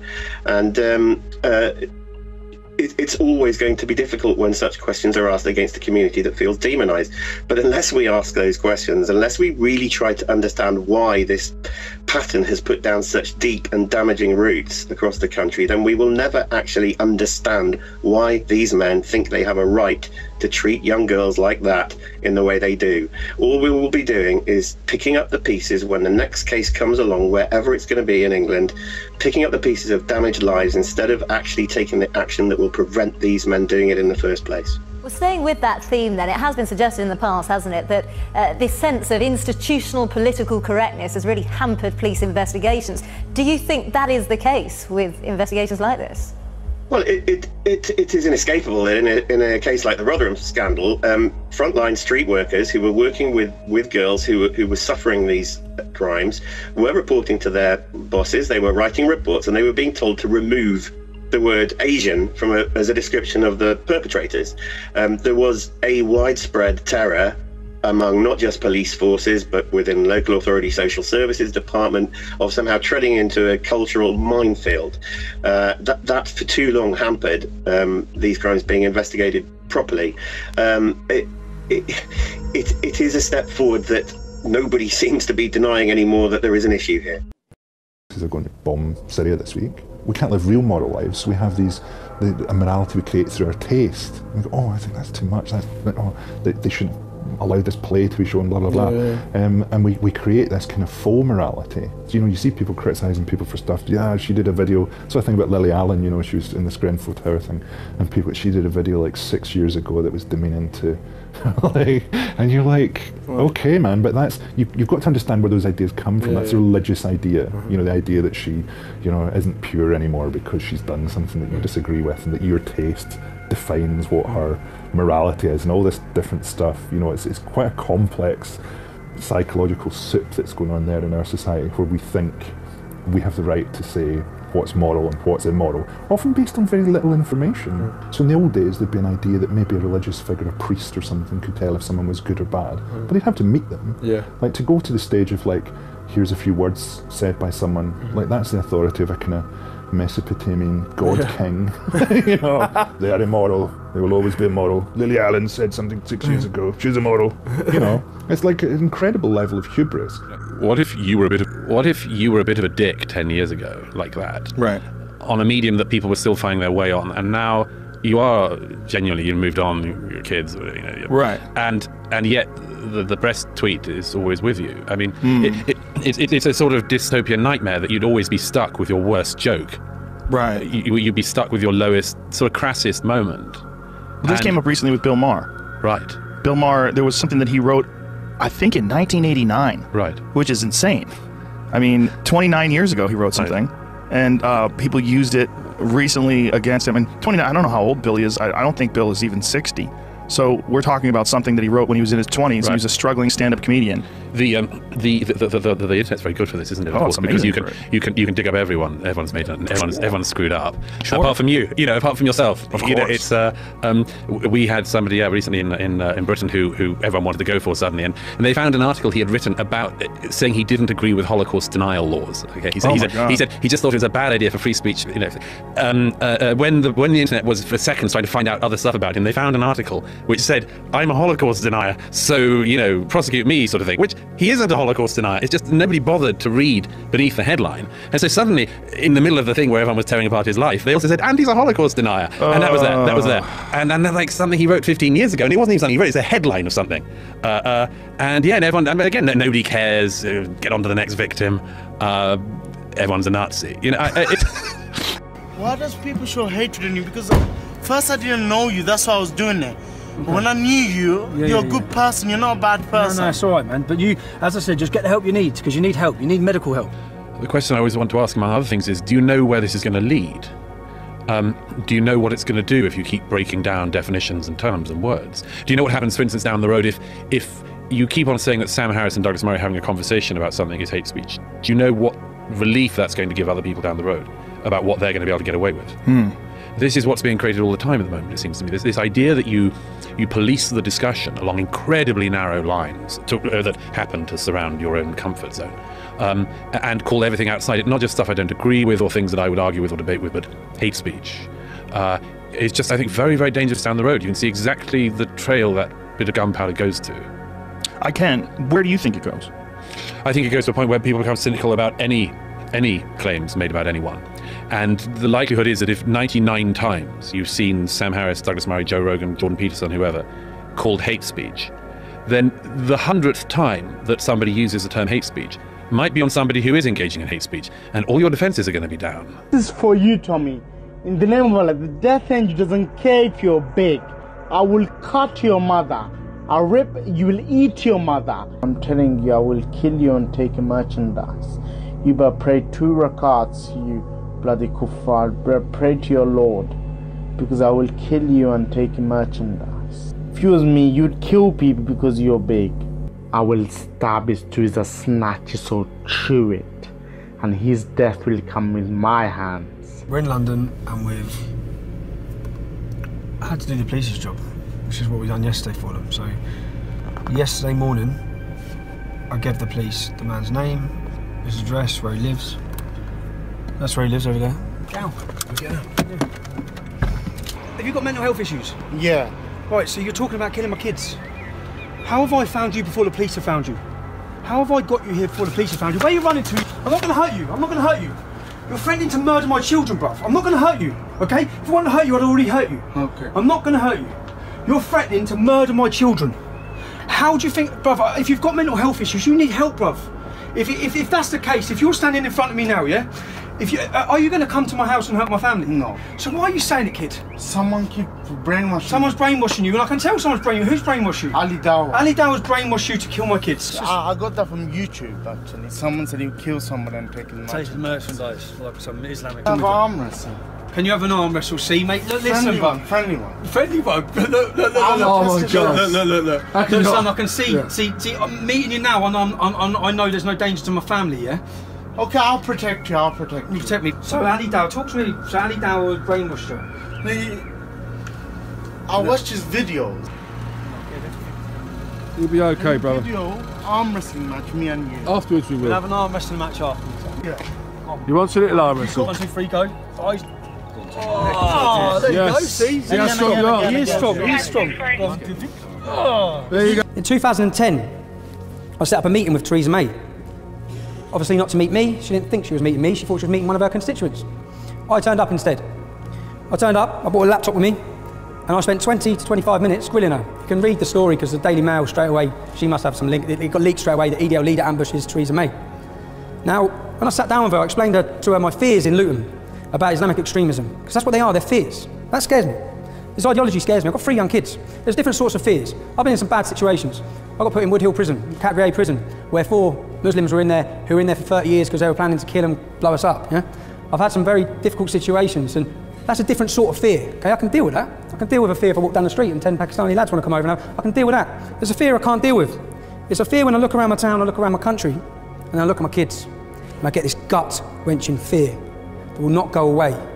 That's a lot of what drives me. It's a lot. A lot of people say there's a fear, there's a reason why people are doing these things.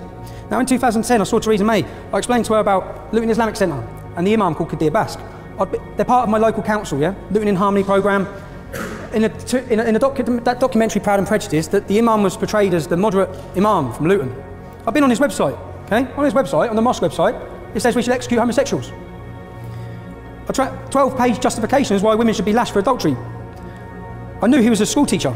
He was, so I warned Theresa May of all this in 2010.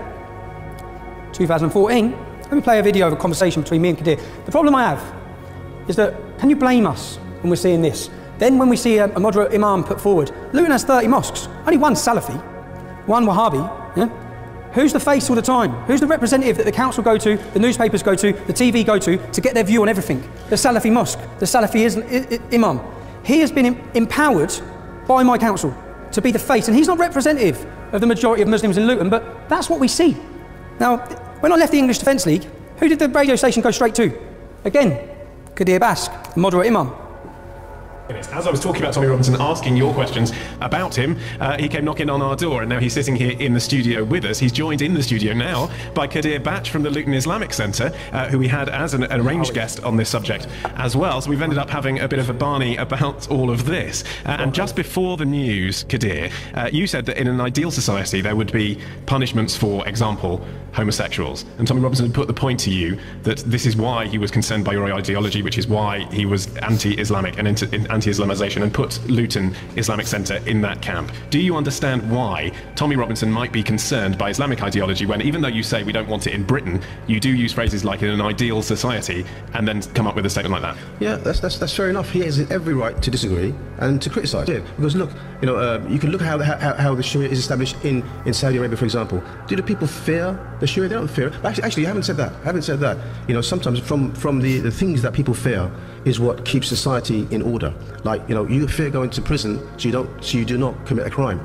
You know, it's similarly like that. It's a deterrent. The Sharia rules are deterrents. They're not implemented. How many hands get chopped off? How many women get lashed? And it just doesn't happen. Very, very, very few. So 40. I mean, it just okay. In an ideal Islamic society, these laws do not get implemented. They're just deterrents. Okay. Final question for Mr. Robinson. Then we have some calls, and I want you to talk to our listeners. What Kadir's saying is that gays should be too scared to be gay.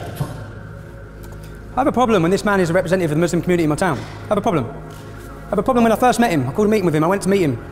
It's because all these tensions were in the town, and he's the main face. He's the main person I thought to see. When he walked in, he said, Tommy, Sharia law will not come to this country in your lifetime. Probably not your sons, but the generation after that. I said, thank you for concreting why I'm resisting this, Kadir. There's another quick video. Non-Muslim youth, non-Muslim girls, raping, pimping, beating, abusing our whole system. Rather than deal with these gangs, they would rather persecute us, the people who are highlighting the issue. And the fact is, the police, the councils, the government, everyone needs to wake up. Many of the issues when we formed the EDL that I wanted to raise and wanted to bring to the surface have been brought to the surface. Many of them. If you wish to, you can draw a graph on the arrests. Do it yourself.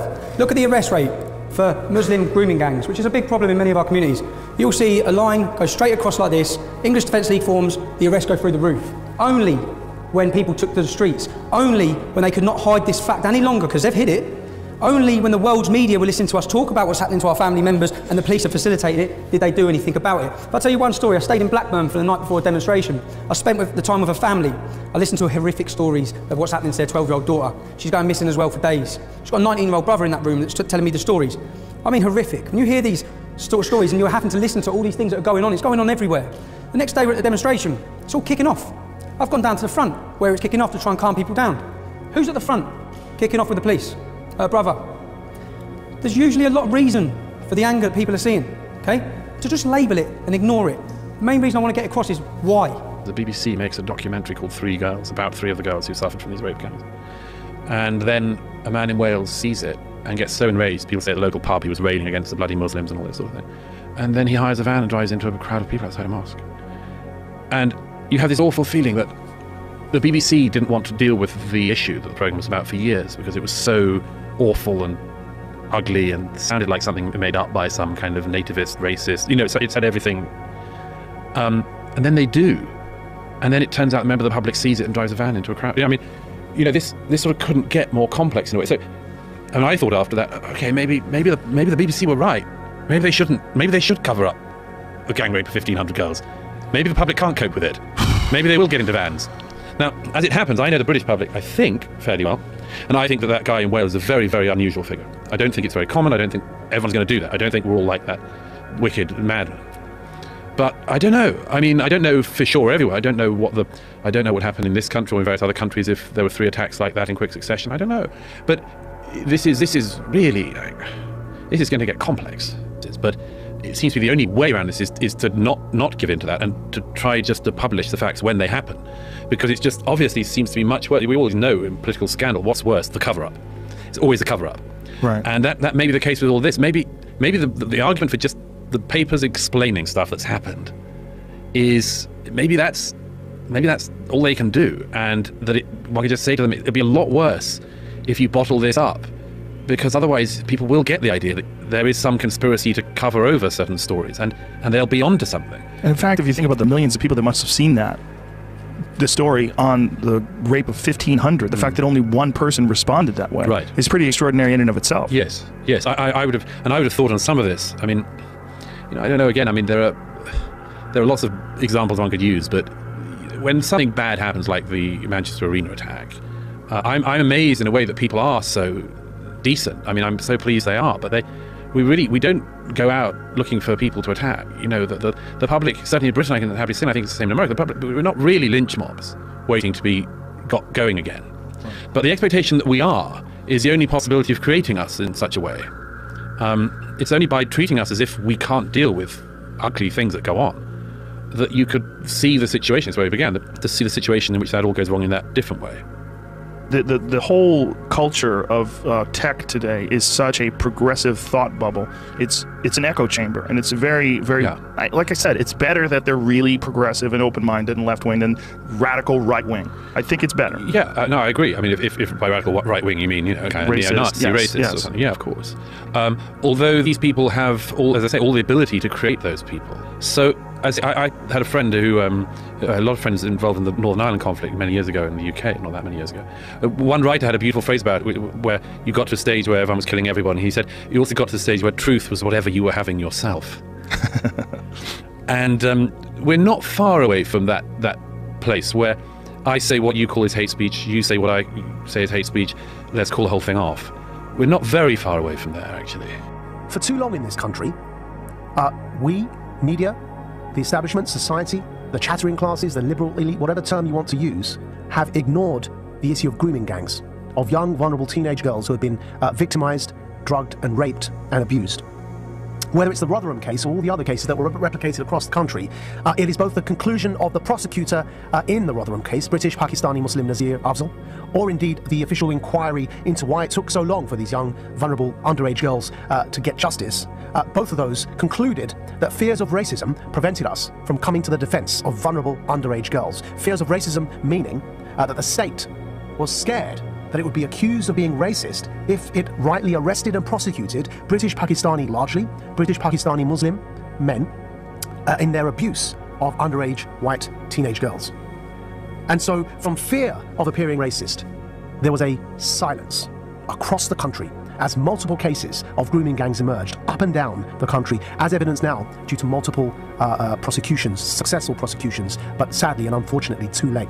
If we hadn't all been silent, if we had all addressed this issue head on when it needed to be addressed, when it was time to address it, then the void would not have emerged for the populist agitators to fill that gap and become popular, actually, as a result of addressing what is a legitimate issue. They ended up hijacking what should have been the concern of every right-minded citizen in this country.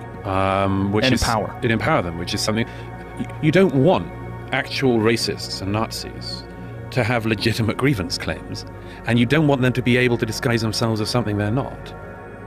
And unfortunately, it takes a bit of courage to address something that people will hurl abuse at you for talking about. I know on this show, on my own show on the weekends, I've tried to book certain MPs to come on and address the issue of grooming gangs, and on multiple times they've had to back away from fear of the backlash. We recall Sarah Champion, who in the Labour Party attempted to address this and lost her position in the front bench as a result. There have been multiple cases now, and it's beyond any level of doubt that there's a disproportionate number of British Muslims involved in grooming gangs against underage white girls. And to say that is to report on the facts. It's not to be racist. And if we're backing away from this conversation, then all we're doing is leaving the ground far open in what is a legitimate issue that requires addressing. We're leaving the ground for the populists to hijack that legitimate issue and make it their own for their own nefarious purposes. And that's precisely what's been going on. And it's in that regard that what I'm saying here is I wish that those young girls had seen justice served for them as fast as the judge served Tommy Robinson justice in this case. Because in this case, it's very easy for us to pick on the bogeyman. But actually the truth is that our silence over decades in this country is the real bogeyman. And that's the real thing we should despise, our own cowardice in the face of grooming of young girls up and down this country and our conspiracy of silence. Now you see they were trying to project you as if you are anti-human, you are as if you are Islamophobic and all that. We have been following that, and when we listened to one of your speech at one of the universities you did about 3 or 4 years ago, that was very moving speech you delivered, and we saw it that the words that you were speaking was coming out from your heart. So when you face fascism, when you face Islamofascism, then there must not be a difference between the right and left. All people should unite when it comes to facing Islamofascism that we are Another seeing. point I'll make to you about prison. I've been in prison. Wood Hill is an ISIS training camp. That's it. Our category A jails now are radicalising and radicalising. We've got 800 coming out a year. When you go to jail, you're weak, you're vulnerable. You're now being turned to hate the system, hate the country, hate everything about us. And I'll make this claim now. At some time, this speech will be looked back upon after a prison convert has come out, maimed, killed and murdered on our streets, because it's going to happen. There's nothing being done. They're not segregated, they're not isolated. In 2012, I spent 20 weeks on solitary confinement. These terrorists are not on solitary confinement. They're on the wings, converting, making people take the Shahada, converting them. The imams, even in Wood Hill, are trying to do something. They're not trusted, they're not listened to. They're seen as stooges. The non-Muslim community, when they look at me, they say, okay, he's a right wing. There's no such thing as right wing. We're dealing with terrorism. I agree. If you criticize ISIS, it doesn't mean you have a political stance. It means you have a humanitarian stance. You're a human being that is against butchering other human beings. So the left attacked me for a very long time, constantly, day after day after day, article after interview, or radio. Every day I was being attacked in Australia. And then they came to left realize, attack you? yes. The left attack you. You're a Muslim imam coming out speaking against the terrorism. The left are the real bigots, not the right. The left are the real racist bigots. It is them. The left, whenever they see a moderate Muslim or a peaceful Muslim who criticizes the majority of texts, they come and they say, oh no, a Muslim can't be like that. A Muslim is like Anjem Chaudhry. A real Muslim is like these radicals. So this guy must be a fake. Bash him. And what do we do about the radicals? Understand and tolerate. They are the real bigots who in their minds believe that a real Muslim can't be a moderate. And this is what I first-hand experience. You've experienced that from the left. I call myself a peaceful man. Oh no, you're criticizing this book that calls for beheading people. So what do you want me to do? I want the Bukhari completely banned from universities. Why should it be used as a source for writing a thesis? I ended up getting imprisoned and I spent 22 weeks on solitary confinement because my life had gone so chaotic. I was neglecting my family. I was English Defence League, English Defence League, English Defence League. That's it. Okay?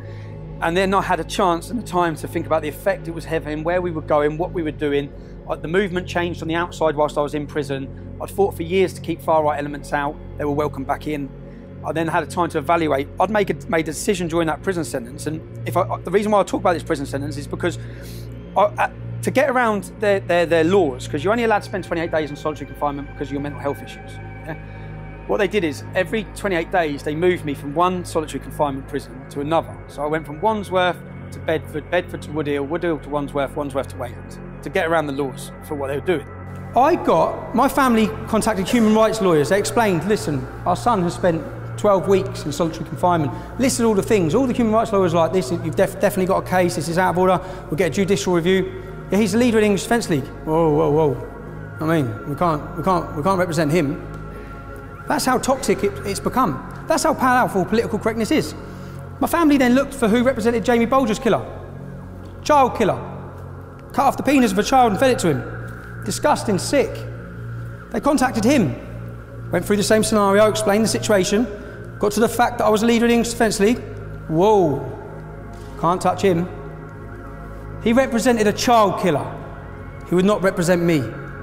That is how toxic it had become to speak out and be critical of what I've seen. Now, we tried to get ASBOs. We did contact the council before any street protests. I'm not going to stand here and pretend I'm an angel, because I'm far from it. I'm not going to stand here and defend the actions of every English Defence League demonstration either, because some of them are indefendable, and I wouldn't want to anyway. What I would also point out, ISIS. Many ISIS fighters for ISIS, there's a lad I know from Luton who's out there fighting for him. They're coming back. I draw the point. They are following from scripture from the Quran. They practice from the same Quran that the Kurds who are fighting for freedom also follow. So I'm not saying all Muslims are bad. I'm saying what I've tried to do today and what I'm trying to paint a picture of is why. I want you to understand why. Because they've got no evidence on me. I'm walking on this case, yeah? But they've got little stupid bits of evidence for tax and irregularities against 5 or 6 of my family. Yeah? So I know the whole time, which I kept saying to my family, when I get to court, this isn't about you, it's about me. Yeah? I'm getting offered a deal, I know I am. So, and again, my views are my views. They're not my wife's views. They're generally not my wife's views. She despises it. So I get to court. I say to my wife, I walk into court, I'm offered a deal. Plead guilty to these charges, we drop the family. Yeah? The charges they wanted me to plead guilty to would have resulted in 5 years in prison. And again, all of this is documented through documentary makers, which will be coming out soon, is I walk outside and I ring my wife. I say, look, I've been offered a deal, I'm getting 5 years, but don't worry, everything's dropped against you, blah, blah, blah. My wife's crying hysterically, saying, please don't, 5 years is too long. Bearing in mind, we know I haven't done it. We know what this is all just all fabricated in order to get in a position. So I go back in and refuse the deal. I say, I'm not taking the deal, because 5 years is a long time as well. It's a long effect on my kids, and at the time I'm weighing it all up. They then swear the jury in. They swear 3 Muslims in on my jury. 1 PCSO. So I'm sitting there thinking, how can you have a PCSO as my jury? 1 PCSO. I'm ready to go through the trial. Just before the trial stops, they stop it. Stop. They come out again. Because bearing in mind, they can't have me getting a not guilty. Because if I get a not guilty for everything they've just done, everything they've fabricated, I'd be able to destroy them, what they've done. Yeah? So they offer me a deal again. Now this deal, first thing I say to the solicitor, what's the maximum I can get? Maximum I can do. It's at 18 months. I weighed up 18 months means serving 6 months in prison. I'm taking that straight away, and they're leaving everyone else. So I say, give me an agreement. I want it in writing. When this goes online, you'll see all the written agreement. Yeah? The written agreement was, we will drop the case against your wife. We will drop the case against Neil, which is another relation. We will drop the case. We will not take proceeds of crime, which means all the assets I've had frozen, my properties, will be released back to me. Now, I took that deal, so I went to jail. I got 18 months. Bearing in mind, what the crime was that my brother-in-law filled a mortgage form out wrong. The mortgage company didn't lose no money. No one lost no money. I'm then taken to Wood Hill Maximum Security Prison. That's one of the worst prisons in the UK, where it houses some of the country's most prolific Muslim terrorist extremists. I'm took there for this. Someone's filled their form out. As soon as I get there, the difference is, when I was in there in 2011, 2012, when I was in there on solitary confinement, as I've said, they locked the whole prison to get me made to be. This time, I'm just put straight on the first night set. So straight away I'm thinking, well, this ain't, I'm going to get killed here. The door opens, it's a Royal Marine, an ex-Royal Marine who's now a prison officer. And he said, when we come to get you, do not leave this cell. Your life depends on it. I went, all right. Shut the door. Half hour later, my door opens. He's there with 2 other men. You're going B-Wing. I said, I'm not going anywhere. He stepped straight in. If you don't go, I'm going to arrest you. So he was giving me a way out. I said, arrest me. He arrested me, took me straight to the way you get arrested. You go to the block. Took me straight to the block. When he's talking to me, he said, you know where they were taking you? I said, where? He said, you know the 6 that are in for planning to kill you? They've got 30 years. I said, yeah. He goes, they're putting you with them. He goes, Rach, I got the name. I think I put the name in my book. The woman who, because I checked who made the decisions afterwards, the woman who made that security decision to put me there, like even that screw that told me, he said, she'd have been done for corporal manslaughter. Yeah, she would have got done, because you'd have got killed. But you're dead then. Yeah? So there's no help. The thing that's happened with Grenfell Tower, I mean, you know, we got a corporate manslaughter law brought in 2007, right? But it's very difficult to convict an individual of corporate manslaughter. Almost every corporate manslaughter charge is just a fine that's made to a company. I mean, they've deliberately structured that law in a way that when things like this happen, they aren't accountable. So the next day my solicitor's come to see me. This is in the prison. So I've gone to see the solicitor. I've sat down with my solicitor. Afterwards, there's a waiting room like this. The door's open on the waiting room. I've seen the beards straight away. I got locked in the room. I got locked in the room and violently beaten up and battered. The Sun newspaper had run a headline saying, like it was funny, Tommy gets done. Tommy gets done. And it was Muslim. So I lost my teeth. I was beaten up. And there's supposed to be, that cannot happen. There has to be a duty of care in prisons for prisoners. You're not allowed to put, if someone's from one gang and someone's from another gang, they're not allowed to be near each other. Yeah, that's what they do. You're putting me, the most prolific and hated man from Muslim terrorists, because I've committed blasphemy and criticised their prophet, and you're giving me on a plate to them. The only thing that I was lucky was that I could tell by the Muslims, when they locked me in the room with them, they didn't know I was coming in. Because their faces looked like, oh my God, he's in the room with us. Yeah? And then it just went off. But if they'd have known I was going to be in that room, they'd have had chivs, they'd have had blaze, they'd have been waiting, and I wouldn't be here. Yeah? But someone pulled strings to do that. Someone pulled strings to put me on B-Wing. Someone pulled strings the next day to put me in there. It can't be explained, and I'll get onto other prison sentences where exactly the same happened. I was highlighting the grooming, which many police have dirty hands over, because they facilitated it and allowed it. So there's many different reasons why I think that is, but I think that the main reason why they're trying to put me back in a prison cell now, because they know I'll get attacked. They know. I think many of them will be scratching their heads as to how I'm here still now, with what they've done. They've set it up so many times for me to be openly attacked, but I've managed to survive it. And unfortunately, I'll have another rerun in a little while. But I'm under no illusions that it's been done on purpose. It has to have been. For all the things to have happened, for them to go out their way to house me with Muslim murderers or terrorists, it has to have been. Of all the places in the UK they could have put me in prison, they put me there. If they murdered me, and there was a couple of years there, I was convinced if they murdered me, it'd be the final mistake for them in the UK. I thought it would cause such an uprising, such a street uprising, that it would be the end for Islam, the dominance it has in the UK, and I'd give anything for that. For my kids to grow up in a free society, I'd give anything, but I convinced myself that. And then when Lee Rigby was brutally beheaded, and there was no uprising, and there wasn't really anything, people just moaned about it for a couple of days and then went back to work, I then saw reality that actually, I don't think it would. But there will come, I kept asking myself, there will define a moment in history where things will change. Something will happen where things will change. Europe will rise up. It's just knowing what it is and when it is, because we've seen soldiers beheaded, we see terrorist atrocities, and straight after Lee Rigby was beheaded, our deputy prime minister comes straight on the news and said, in the Quran it says, if you kill one man, you kill all of humanity. This has no link to Islam. What he didn't say was that the following verse from that actually says, unless you cause mischief, and then you can be executed. The exact phrase that Lee Rigby's killer quoted whilst killing him. I don't doubt one day they will wipe me off social media completely, forever.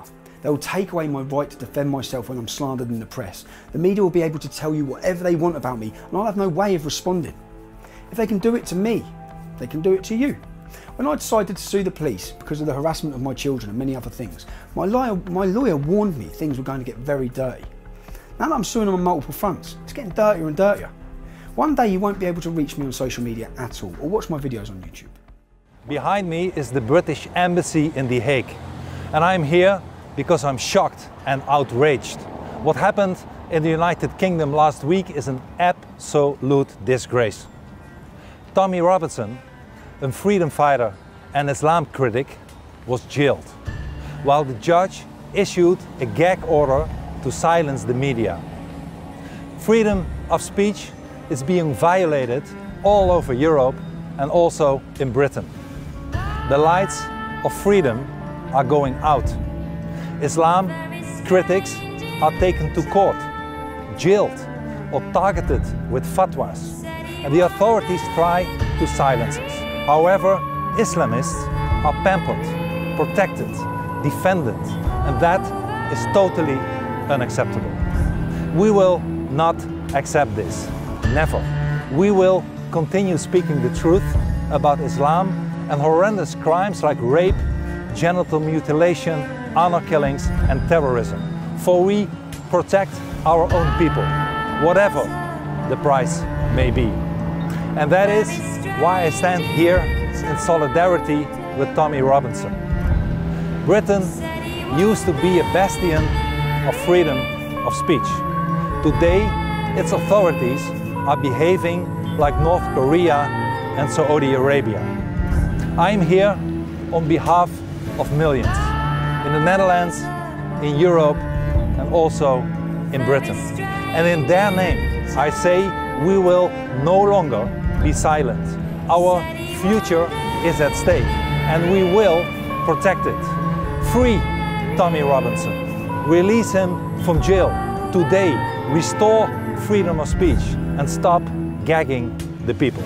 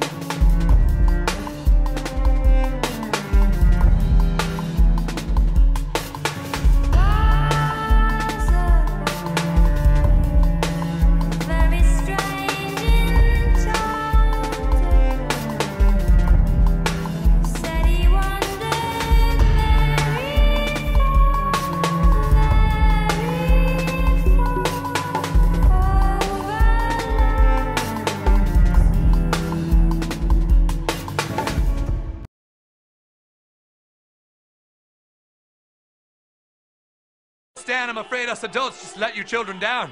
We didn't take care of our Earth, and now you've inherited our problems. We didn't listen!